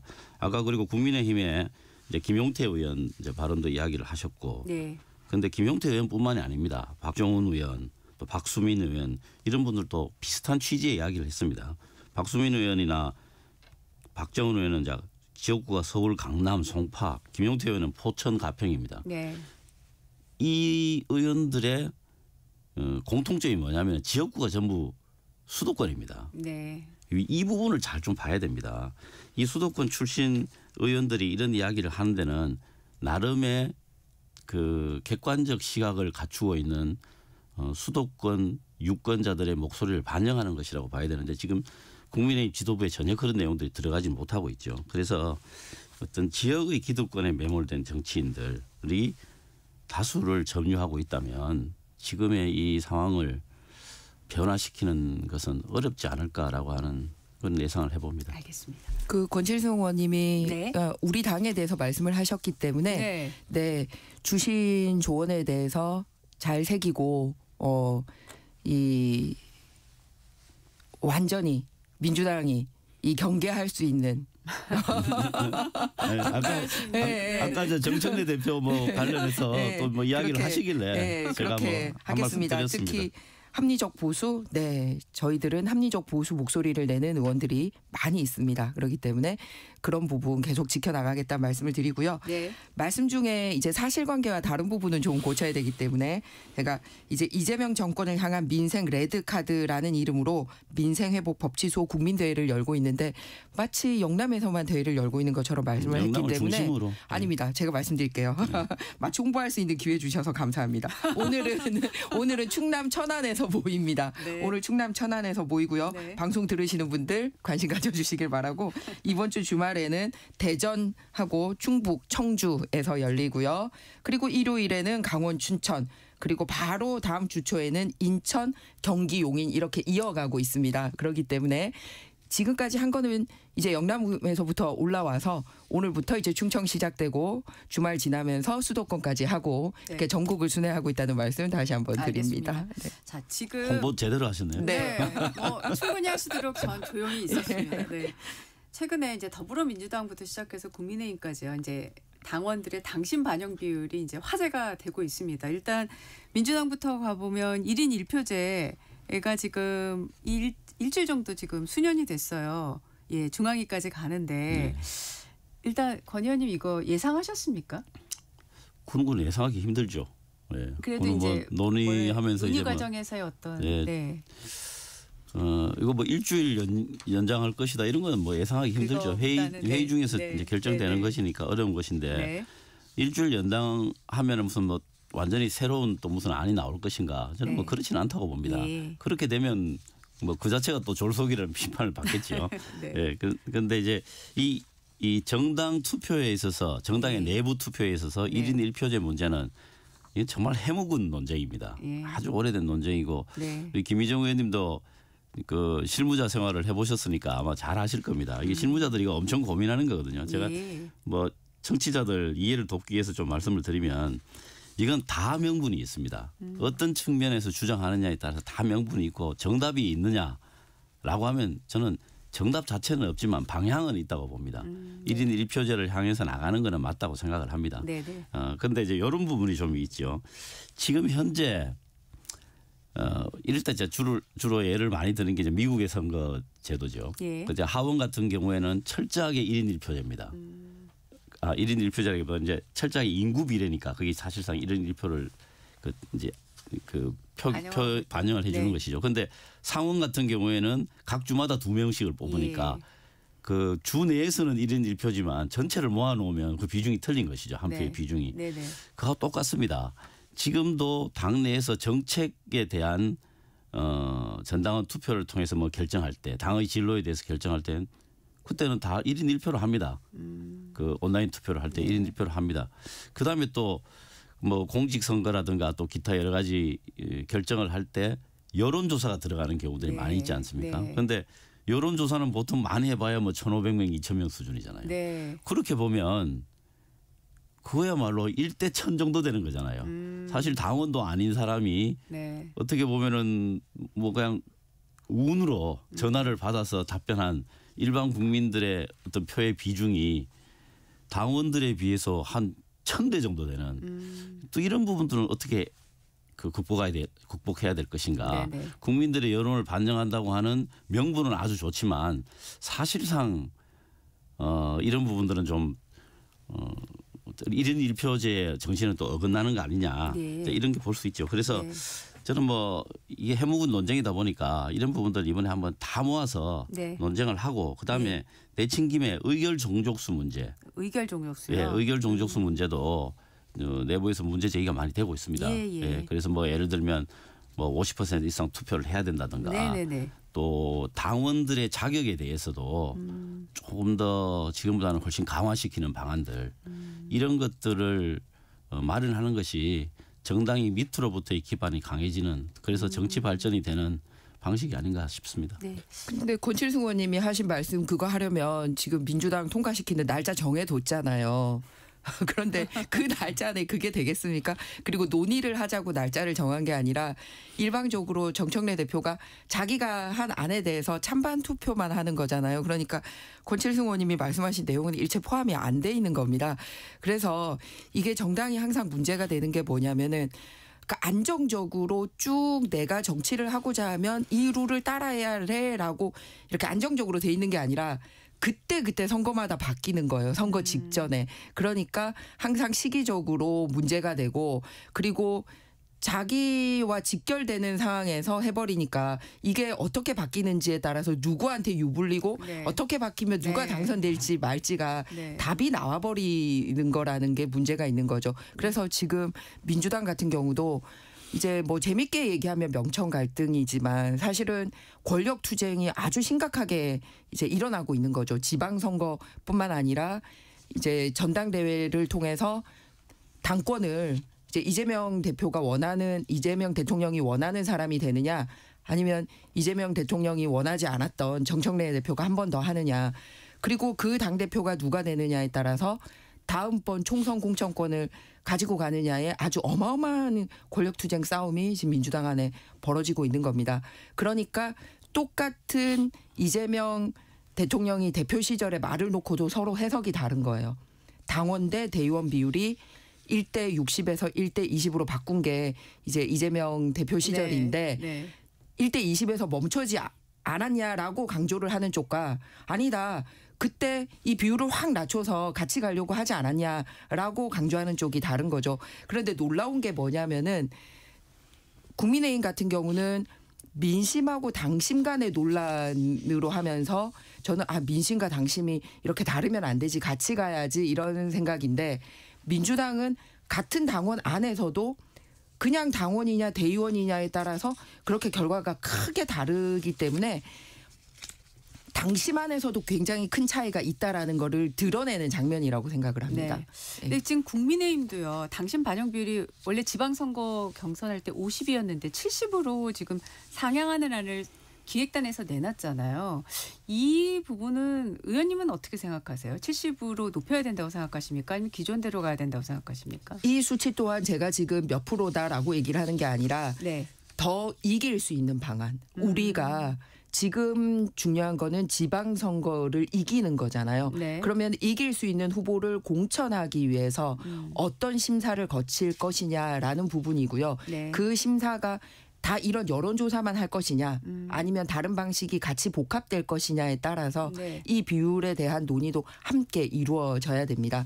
어떤 식으로든 국민의 지지를 받는 사람 그리고 당선 가능성이 높은 사람을 공천하는 게 과제이기 때문에 그 부분에 대해서 논의가 이루어질 거고 민주당은 지금 안이 만들어져서 일방적으로 정청래 대표가 안을 만들어서 투표하는 장면만 놓고 있는 반면에 국민의힘은 아직까지 첫 번째 단계에만 지났기 때문에 다양한 이 프로세스를 거치면서 목소리를 수렴할 것이라는 말씀을 함께 드립니다. 네, 알겠습니다.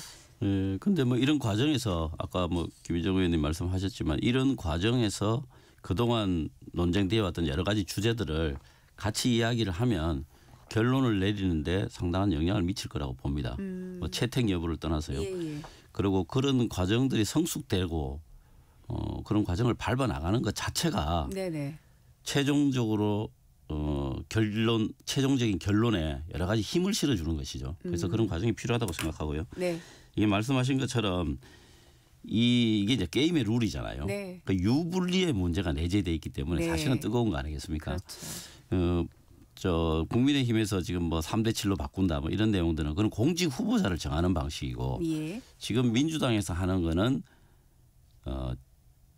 민주당 내부의 지도부를 선출하는 방식에 대한 겁니다. 그렇죠. 당직 선거죠. 그래서 그래서 그런 구별들이 좀 있다는 걸 좀 말씀을 드리고 싶습니다. 네. 1부 당당 토론 여기서 마치고요. 잠시 후에 2부 이어가도록 하겠습니다.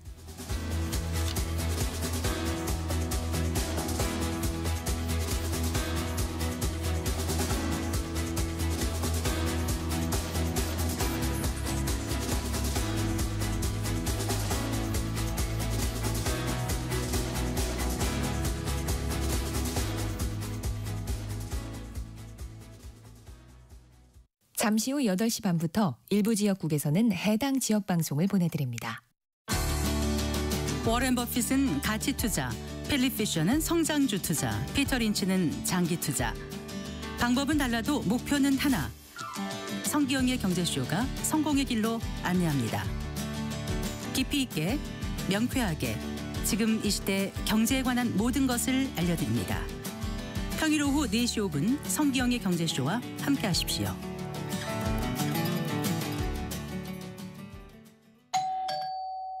편지 왔습니다. 퇴근길 지친 당신에게 힘이 되는 뉴스를 전해드립니다. 매일 저녁 5시 5분 당신과 함께 읽는 세상 이야기 KBS 1라디오 뉴스레터 K. 지금 시각은 8시 30분입니다. KBS.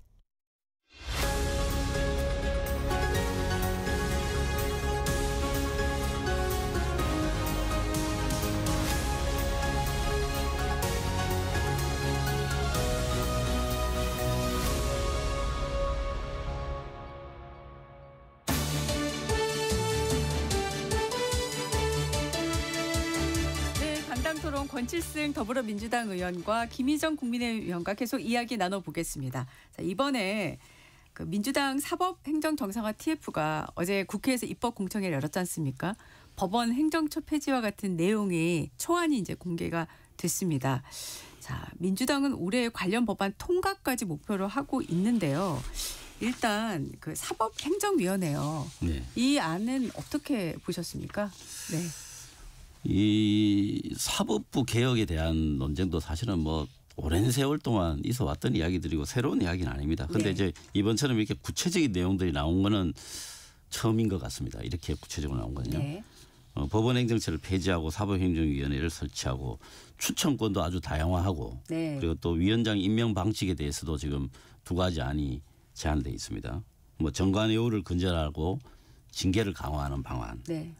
그리고 사법행정에 있어서 비법관화를 상당히 또 추진하는 것. 그 이외에도 뭐 향판제도를 폐지한다든가 또 판사회의를 확대한다든가 그리고 중대범죄에 대한 전담재판부를 만든다든가 이런 굉장히 혁신적이고 개혁적인 내용들이 많이 들어 있습니다. 그런데 이런 이런 개혁안이 나오게 된 그 배경, 그 배경이 무엇이냐면 그건 사법부가 자초한 그런 경향이 매우 많습니다. 이 부분에 대해서 사법부가 국민의 신뢰를 잃었다 하는 점을 사법부가 먼저 인정을 해야 될 것 같습니다. 과거에 양승태 대법원장 시절에 그 사법부 블랙리스트 문제 그리고 또 그와 관련된 여러 가지 사법행정권의 남용 문제 이런 것들이 국민들에게 많이 알려졌습니다. 그래서 이런 부분들 제왕적 대법원장의 권한을 어떻게 분산하고 그 법원을 통제하는 행정권을 어떻게 민주적으로 분산해낼 것인가 여기에 주안점을 둔 개혁안이라고 보시면 되겠습니다. 네, 김희정 의원님은 이 안 어떻게 보셨습니까? 법의 이름으로 정말 입법 독재를 다른 이 사법부까지 미치고 있구나라는 것을 극단적으로 보여주는 장면입니다. 입법부를 장악을 했잖아요. 그러다 보니 사실 인사청문회도 상관없이 정과 합의 30범위 넘는 국무회의 구성도 그냥 국회 상관없이 해버렸잖아요. 그런데 이제 나아가서 사법부까지 손에 넣어야 되니까 법의 이름으로 하는 겁니다. 그러면 법원 행정처라는 거는 뭐냐면은 법관들의 사법의 독립을 유지하기 위해서 행정적인 인사와 이런 총무적인 기능을 할 수 있도록 법원 행정처를 두는 겁니다. 그러면서 이 법관들의 인사라든지 이 대정부 국회 이런 일을 보기 때문에 네. 내부의 사정을 잘 알지만 독립성을 지킬 수 있는 이거를 충족해야 됩니다. 그런데 이 법원 행정처를 없애고 이 위원회를 만들겠다는 거잖아요. 외부 사람으로 사법행정위원회를. 네네. 그러면은 우리가 일반 회사에서 인사할 때 야 우리가 좀 인사 혁신이 필요해. 그러니까 우리 인사는 내부 인사부에서 하는 게 아니라 항상 외부 인사 데리고 와서 우리 회사 인사를 해야 돼. 그리고 우리 총무 기능도 우리가 외부 인사들로 구성해가지고 우리 회사 관련된 총무 기능을 맡겨야 돼. 어느 회사가 그렇게 합니까? 일반 회사도 그렇게 안 하는데 하물며 헌법에서 명확하게 입법, 행정, 사법의 독립성을 보장하고 재판의 독립성을 보장한 대법관을 이런 식으로 손대겠다? 지금 본인들이 추천한 대법관들도 민주당의 요구가 마음에 들지 않으면 함께 안 가고 있거든요. 그러니까 사람을 우리 편 임명한다고 되는 게 아니라 아예 구조를 바꿔야 되겠구나. 이렇게 하고 있는 겁니다. 명백하게 헌법 위반 행위입니다.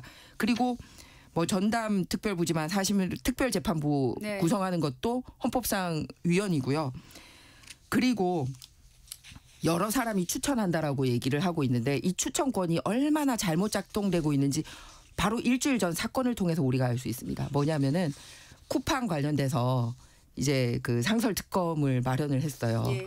그래가지고 대한변협에서 이 추천하고 뭐 이런 방식으로 했거든요. 네. 그런데 법사위원이었던 이 서영교 의원이 그 대한변협 회장하고 그리고 쿠팡의 임원하고 그 특검 구성한 다음 날 바로 63빌딩에서 식사 같이 하고 나오는 게 언론에 보도가 됐습니다. 그러니까 심사를 해야 되는 사람을 추천한 대한변협 쪽하고 심사를 받아야 되는 특검 대상이 된 회사의 간부하고 같이 법사위원이 같이 식사하고 나오는 이런 장면들이 이루어지기 때문에 그런 것들이 사법행정위원회 말이 추천권이지 알게 모르게 정치적으로 다 작동을 하고 비법률인 넣을 수 있으니까 본인들하고 그 말 잘 통하는 사람. 그래서 한때 왜 김어준 대법관 뭐 이런 얘기 나왔듯이 그런 분들이 이 사법행정위원회에 추천이 되는 거예요. 얘기하자면. 그런 일들이 벌어지는 거는 명백하게 위헌 위법하다라는 말씀을 다시 한번 드립니다. 네, 권 의원님. 그러면 다양한 추천권을 인정하지 않으면 대법원장이 혼자 다 하는 걸 놔두자라는 거잖아요. 그 방법이 그거밖에 없는 건 아니죠. 기존에도 대통령 추천이나 이렇게 국회 추천 등 다양하게 추천이 되고 있습니다. 대법원 맞습니다. 판사들의 구성이고요. 그러니까 법원 행정처 구성이 또 별도로 있죠. 그래서 그 한 사람에게 너무 쏠린 이 정말 제왕적 권력, 그 법원 행정 권력을 어떻게 분산할 것인가에 대한 고민은 옛날부터 있었습니다. 그건 과거 뭐 한나라당 때부터 대법원 구성에 대한 그 혁신안들을 한나라당이 법원 행정체에 대한 얘기는 없습니다. 그리고 김명수 대법관도 반대했고요. 그러니까 같은 맥락이죠. 그러니까 반대할 수 있죠. 반대하는 사람이 있습니다. 그렇지만 이 논의는 끊이지 않고 계속 있었던 거입니다. 그래서 오랜 세월 쌓였던 이런 폐단들에 대해서 네. 과감히 고쳐나가는 지금 출발선상에 있고 찬반 양론이나 여러 가지 그 단점들 혹은 부작용들에 대한 뭐 얼마든지 논박이 있을 수 있다고 봅니다. 그런데 정부 여당에서 이렇게 구체적인 제안을 한 거는 사실 처음이기 때문에 네네. 이런 제안을 근거로 좀 활발한 토론이 있고 좀 우리 사회가 변화를 필요로 할 때는 이게 너무 오랫동안 지속되어 온 그 폐단이기 때문에 네. 이제는 좀 과감하게 좀 토론을 하고 열린 마음으로 결정할 때가 되었다고 봅니다. 네. 법원 행정처 부분은 다시 한번 말씀을 드립니다. 예, 재판의 독립성을 확보를 하고 판사들을 정치적으로 막아내기 위해서 법원 행정처가 행정적인 일을 하고 있지만 내부의 사정을 잘 아는 분들로 되어 있고요. 네. 예, 그런데 이거를 손을 댄다. 그리고 인사를 관리 감독한다. 아까 뭐 제왕적인 권력을 말씀을 하셨는데요. 제왕적인 권력을 얘기하면 우리나라는 대통령이 가장 크지 않습니까? 그러면 대통령실 인사 총무 비서관 이쪽 그러면은 이런 식으로 구성을 합니까? 사법행정위원회 만들듯이 말이 안 되지 않습니까? 왜 그러냐면 조희대 대법관 불러내가지고 막 괴롭히고 법적 이런 단죄를 하려고 해도 할 수가 없으니까 이런 거를 사법행정위원회라는 이름으로 비법조인을 앉혀가지고 사법권까지 정치의 영역으로 가지고 오겠다라는 의도입니다. 절대 재판의 독립성 보장이 힘든 상황입니다. 비법조인은 극히 일부고요.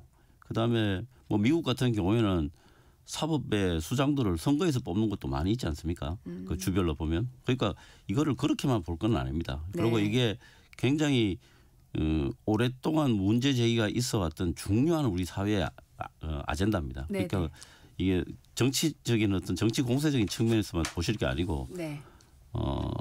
진짜 그 미래의 대한민국의 설계라고 하는 차원에서 좀 열린 마음으로 봐주셨으면 좋겠습니다. 네네. 저희가 시간이 한 1분 10초 정도 네. 남은 상황이어가지고 그 오늘은 지금 한덕수 총리에 대한 지금 결심 공판이 있고 내일이 27일인데 추경호 전 원내대표 체포동의안 표결이 있고 또 이 관련해서 더불어민주당의 입법 강행에 맞서서 국민의힘에서는 모든 법안에 대한 필리버스터 시사를 하고 있는데요. 자, 오늘 내일 상당히 바쁘실 것 같다는 생각이 들어요. 네. 어떻게 진행이 될 걸로 예상을 하십니까? 그는 이제 원내 대표들 간에 최종 단판에 달려 있다고 보고 저는 최근에 뭐 정치가 많이 실종돼 있는 상황이지만 이런 좀 결정적인 순간 또 어려운 순간에 양당 지도부들이 좀 정치력을 발휘해서 국민들이 보시기에 좀 원만하고 무난한 방식 그리고 또 효율적인 방식으로 국회가 운영되었으면 좋겠습니다. 네, 저도 존중합니다. 그런데 그 사례를 깬 게 민주당이었거든요. 바로 얼마 전에 특검 부분이라든지 법안 관련돼서 여야 원내대표가 전격적으로 합의를 하고 공동 성명서까지 발표를 한 적이 있는데 민주당 원내대표가 발표를 한 거를 민주당에 가서 그거를 차이고 엎은 적이 있었습니다. 그래서 과연 그렇게 여야 간에 협상한 것도 국민들에게 발표한 것도 없는 민주당인데 내부 갈등이 그런 거를 더 키우지 않을까라는 걱정이 있거든요. 그렇기 때문에 서로 합의를 존중할 방식이 필요하고요. 그리고 서로 추천했던 인권위원이나 이런 것도 투표 때 민주당이 추천한 사람은 우리가 찬성을 해줬는데 우리가 추천한 사람은 민주당이 또 합의였고 반대하고 뭐 이런 일들이 있었습니다. 그래서 합의해놓고 없는 일은 없어야 된다라는 것을 다시 한번 강조드립니다. 네, 오늘 당동 토론은 여기까지 하겠습니다. 권칠승 더불어민주당 의원, 김희정 국민의힘 의원과 함께했습니다. 고맙습니다. 네, 수고하셨습니다. 좋은 하루 되세요. 고맙습니다. 날씨 듣고 돌아오겠습니다. 전격 시사 날씨 정보입니다. 포근했던 지난주와는 달리 기온이 제자리를 찾으면서 공기가 차가워졌습니다. 지금 어제 이 시각보다 1도에서 4도 정도 기온이 낮고요. 낮 기온은 서울 10도, 대전, 광주 12도, 대구 13도, 부산 16도 등으로 어제와 비슷하겠습니다. 지금 곳곳에 구름이 많이 껴있는데 차차 맑아지겠습니다. 다만 오늘도 공기가 탁한 곳이 많겠는데요. 현재 수도권과 충청도를 중심으로 초미세먼지 농도가 나쁨으로 나타나고 있고 뿌연 먼지 안개가 낀 곳도 있습니다. 충북과 경상도는 종일 먼지 농도가 높을 전망입니다. 내일은 다시 전국에 비 소식이 있고요. 모레 금요일에는 아침 기온이 대부분 영하로 떨어져 조금 더 추워질 전망입니다.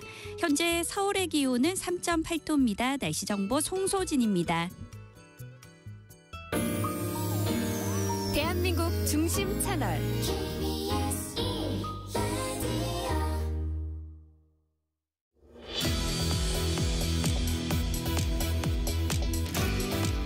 아랍에미레이트, 이집트, 남아공 그리고 튀르키예까지 이재명 대통령이 7박 10일간의 중동 아프리카 순방을 마무리하고 방금 전에 귀국했습니다. 순방 성과를 임은정 공주대 국제학부 교수와 함께 정리해 보겠습니다. 교수님 나와 계시죠? 네, 안녕하세요. 네, 안녕하십니까? 네. 네. 자, 교수님 이번 순방 결과를 종합해 봤을 때 가장 눈에 띄는 성과 어떤 부분일까요?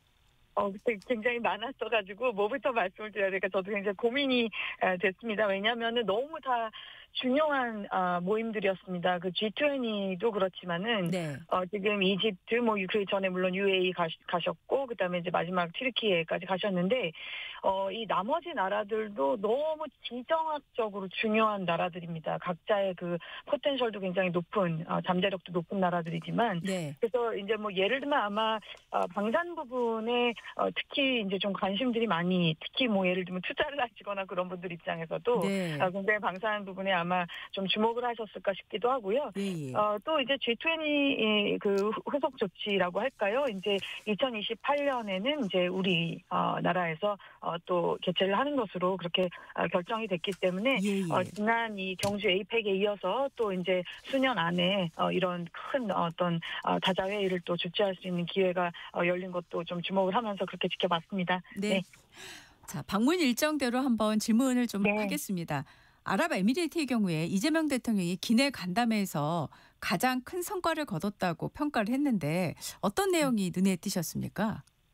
네, 방금 이제 말씀드렸다시피 아무래도 이제 방산 쪽 많이 눈이 가셨을 겁니다. 근데 이제 UAE라고 하는 나라는 이제 우리가 익숙할 수밖에 없는 것이 아무래도 이제 우리가 원전을 수출했던 첫 케이스였기 때문에 다 우리 국민들 마음속에 또 이제 각인되어 있는 부분이 있는데 이 UAE라는 나라는 지도를 보시면 아시다시피 굉장히 또 중요한 위치에 있습니다. 그쵸. 지금 앞서서도 말씀드렸지만 호르무즈 해협 바로 앞에 이제 있는 나라고.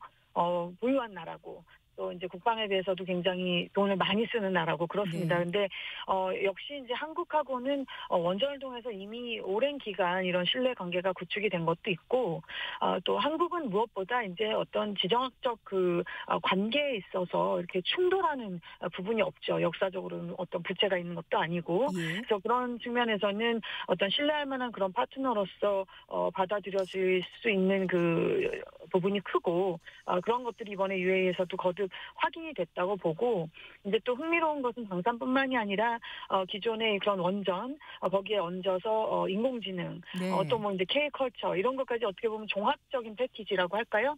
그런 것들에 대해서 양국 이제 정상들께서 그런 공감대가 있었다라고 하는 것이 확인이 돼서 고무적으로 봤습니다. 특히 이제 아랍에미리트하고 협력하기로 한 분야가 AI 분야가 있어서요. 이게 스타게이트 프로젝트에 참여해서 공동 추진한다는 소식이 있었는데 중동 국가와의 AI 프로젝트를 공동 추진은 상당히 이례적이기도 하고 눈에 많이 띕니다. 어떻게 보십니까? 이 AI가 거의 지금 이제 인류 역사를 많이 이제 앞으로도 바꿔 나가겠지만, AI를 이제 잘 하기 위해서 여러 이제 구성 요소가 있죠. 뭐 인적 자원도 충분히 있어야 할 것이지만은, 그런 어떤 그 AI가 소모할 그런 전력을 생각할 때, 전기를 생각할 때 전력 부분을 얼마나 또 안정적으로 가져갈 수 있을지, 또 그리고 우리나라에서도 뭐 최근뿐만이 아니지만 해킹을 비롯해서 뭐 하다못해 지금 데이터 센터 뭐 사고까지 있었던 그런 경험들을 통해서도 우리가 상상해 볼 수 있듯이 이 데이터 센터의 안전, 안보, 물리적인 방어를 포함해서 말씀드리는 겁니다. 데이터가 어떻게 탈취되는 것뿐만이 아니라 사이버 공격을 통해서 물리적인 어떤 안전성까지도 중요하기 때문에 실제로 데이터 센터가 어디에 위치하느냐라고 하는 것은 기존의 어떤 지정학적 계산에서 크게 벗어나지 않는 측면이 있다고 봅니다. 이런 부분들 이제 다 종합해서 봤을 때 거듭 말씀드리지만 UAE가 굉장히 지정학적으로 위치가 중요한 곳에 있고 이런 곳에 있음으로써 또 산유국이지만 이 에너지 전환 시대를 지금 통과하면서 또 에너지를 그런 비석유, 비화석 연료 쪽으로 넘어가야 되는 그 최전선에 있는 또 국가이기 때문에 이런 것들 다 종합해서 혁신을 만들려고 하는 그 모티베이션이 굉장히 크다고 보고 거기에 한국을 중요한 파트너로 인지하고 있는 것으로 저는 읽었습니다. 자, 이집트의 경우에는 지금 평화 협력을 강조하는 중동 구상, 이른바 샤인 이니셔티브 발표가 인상적이었는데요. 어떤 내용이었을까요? 이 샤인이라는 단어가 영어 단어, 이렇게 줄임말, 여러 영어 단어는 이제 줄임말이 되는데, S는 이제 stability, 안정, H는 뭐 하모니, 조화, 뭐 I는 이제 이노베이션이죠, 혁신, N은 네트워크, 뭐 E는 마지막으로 E는 에듀케이션. 역시 이집트의 지정학적 중요성도 아무리 제가 이제 아무래도 국제정치학자다 보니까 자꾸 이제 지도 말씀을 드리는데 아무리 강조해도 지나치지가 않고 게다가 길게 지금 우리가 마음 아프게 쳐다보고 있는 그 이스라엘과 지금 이 또 가자 상황 이런 상황에서 다시 한번 전 세계가 이집트라고 하는 나라의 중요성에 대해서 다시 한번 이렇게 각성하게 되는 또 그런 계기도 됐다고 봅니다. 어쨌든 이런 종합적인 그런 패키지를 통해서 이번에 또 그 포괄 포괄적 경제 동반자 협정을 네. 추진하겠다라는 것에 또 합의까지 하셨기 때문에 네네.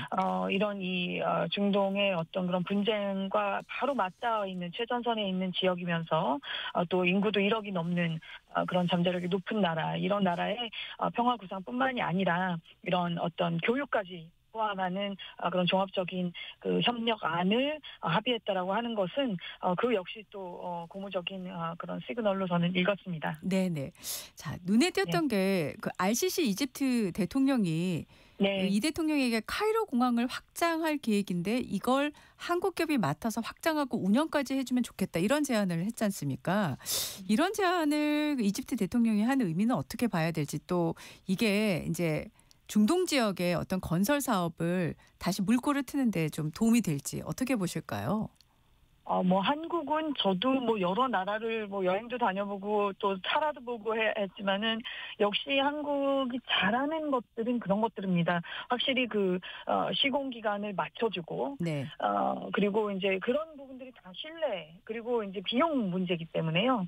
그리고 이제 우리가 다 아시다시피 중국의 소위 1대1로 전략이라는 것이 있지 않습니까? 네. 원벨트 원로드 이니셔티브라고 해서 우리가 줄여서 BRI라고도 하지만 이 인프라를 쭉 유라시아 대륙을 통과하면서 아프리카, 유럽까지도 이어가겠다라고 하는 것이 이 중국의 전략이었고, 실제로 뭐 아프리카 나라들, 저도 뭐 아프리카 여러 나라, 많은 나라를 가보진 못했지만 중국의 그 뭐라 그럴까요? 그 존재감?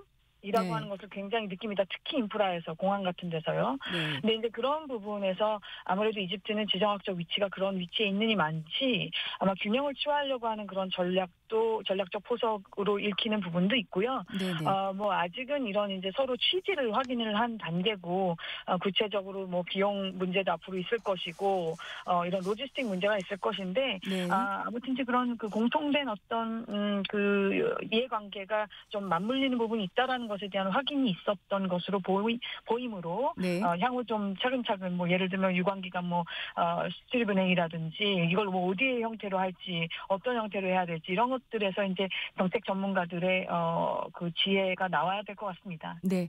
자, 마지막 순방국이 튀르키예인데 튀르키예하고도 방산하고 원전 협력을 강화하기로 했는데 어떤 성과가 있었을까요? 저는 이제 제가 개인적으로 또 에너지 정책을 연구하는 사람이기 때문에 이 부분을 제일 흥미롭게 봤습니다. 원자력 관련된 부분을요. 네. 왜냐하면 튀르키예도 그렇고 앞서 이집트도 그렇고 원전을 지금 러시아로부터 도입한 부분이 있습니다. 네. 이 역시 조금 균형 전략을 취하려고 하는 것으로 읽힙니다. 튀르키예 역시 지정학적으로 너무나 중요한 곳에 있는데, 네. 또 아시다시피 나토 회원국이기도 하고요. 그러나 이제 원전은 또 이렇게 그 러시아랑 협력을 해왔었거든요. 러시아는 뭐 국제 원자력 시장에서 거의 독보적인 존재입니다. 네. 전 주기를 다 장악하고 있다고 해도 과언이 아닌데, 네. 아무래도 이제 러시아와 우크라이나 전쟁 뭐 지금 이제 조금 다시 희망이 보이고 있습니다만, 네. 수십 대 그 전망이 있긴 지만 어쨌든 그 유엔의 안보리의 상임이사국으로서 전쟁을 일으켰다라고 하는 이 역사적 오명은 남을 것이고, 그 부분에 대해서는 많은 유럽 국가뿐만이 아니라 많은 그 글로벌 사우스 국가들도 눈여겨본 것들이 있었을 것입니다. 그런 차원에서는 거듭 말씀드리지만 같은 맥락에서 한국은 그런 지정학적 충돌되는 부분이 없고 이 지역과 네. 오히려 같이 상호 의존해야 되는 부분이 있고, 또 그런 어떤 부채가 없기 때문에 신뢰할 수 있는 그런 파트너로, 또 균형 전략을 취하는 데 있어서 중요한 그런 파트너로 인지하고 있는 것이 아니겠는가, 이렇게 저는 해석하고 있습니다. 네. 네. 남아공에서 열린 그 G20 정상회의 성과도 네. 한번 좀 정리를 해주시겠습니까? 이번에 이제 참 역사상 처음으로 이제 아프리카 대륙에서 열렸고, G20가 그리고 이제 조금 안타깝게도 미국, 중국, 러시아 이제 정상들, 저희 트럼프 대통령도 안 가셨고, 네. 그런 모습이 있어서 좀 씁쓸한 마음이 있었죠. 그래서 그리고 이제 이 남아공에서 열리는 이런 어떻게 보면 귀한 기회인데 이 선언이 제대로 나올 수 있을까, 이런 것들도 걱정이었었고, 근데 오히려 어떤 면에서는 좀 보란 듯이 첫날 전 이제 성과가 나왔습니다. 그리고 미국이 지금 어떻게 보면 좀 다른 방향으로 가고 있지만 뭐 기후변화 문제라든지 어떤 형평성 문제라든지 이런 평화에 대한 문제라든지 이런 것들이 굉장히 깁니다. 지금 이 남아공에서 있었던 그 G20의 선언이요. 네네. 그 요하네스버그 선언이 긴데 거의 아주 다양한 내용들이 담겨서 물론 글로벌 사우스가 미국을 대신할 수도 없고 중국을 대신할 수도 없겠지만 그럼에도 불구하고 지구상에는 역시 유엔 회원국 기준으로 190개 넘는 나라가 있고 네. 이 많은 나라들이 다 지금 이 상황에 해피한 것은 아니다라고 하는 것을 보여준 그 연대를 보여준 그런 계기였었다라고 보고 있습니다. 네. 사실 그 미국 트럼프 대통령의 어떤 행보로 인해서 그동안 지금 최근 들어서는 이 다자주의가 많이 훼손됐다. 네. 이런 지적들이 있었는데 이번에 사실 언급하신 것처럼 첫날 선언에서 네. 이런 내용들을 충분히 이제 담아낸 걸로 보시죠. 그런 이제 담론이 중요하죠. 물론 이런 선언은 선언일 뿐이라고 보시는 분들도 있을 수 있지만, 네. 거듭 한국은 무역 국가라는 것을 거듭 강조합니다. 우리는 무역이 아니면 지금까지 이런 경제 규모를 달성할 수도 없었을 것이고, 네. 우리의 물리적인 덩치가 너무 작지 않습니까? 이 가진 기본 자원도 없고요.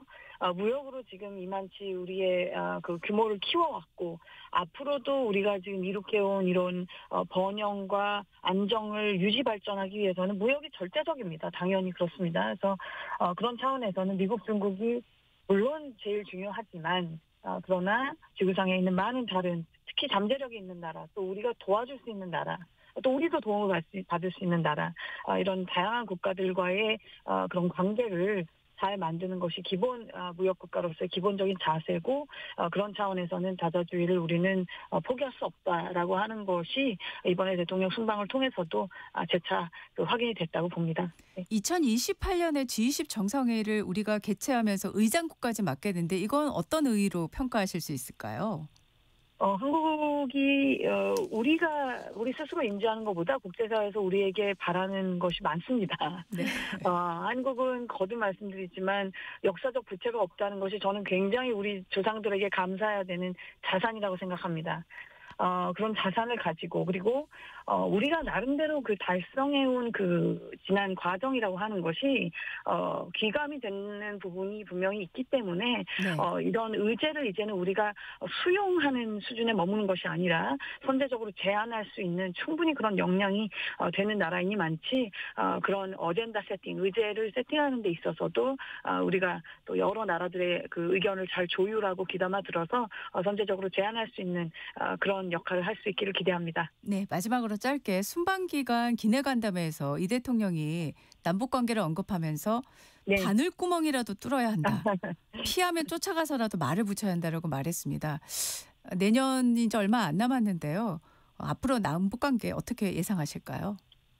대통령님의 심정이야 이해가 갑니다만은 지금은 안타깝게도 그런 좀 구조가 좋지가 않죠. 여러 가지 국제적인 구조가 좋지가 않습니다. 북한은 이 구조를 누구보다 잘 활용하고 있습니다. 따라서 러시아 우크라이나 전쟁이 수습되는 것이 저는 먼저라고 생각을 하고 우리가 그런 자세를 계속 표명한다라고 하는 것은 긍정적으로 또 그들도 받아들일 수 있으니 유지하실 필요가 있겠지만은 지금 당장은 어떤 큰 성과를 기대하기는 쉽지 않다는 것을 아마 인지하고 있으시기에 그런 표현을 쓰시지 않았나 싶습니다. 네. 네, 교수님 오늘 말씀 여기까지 듣겠습니다. 감사합니다. 네, 좋은 날 되십시오. 네, 지금까지 임은정 공주대 국제학부 교수와 말씀 나눴습니다. 11월 26일 수요일 전격시사 오늘은 여기까지입니다. 내일 아침 7시 5분에 다시 돌아오겠습니다. 고맙습니다.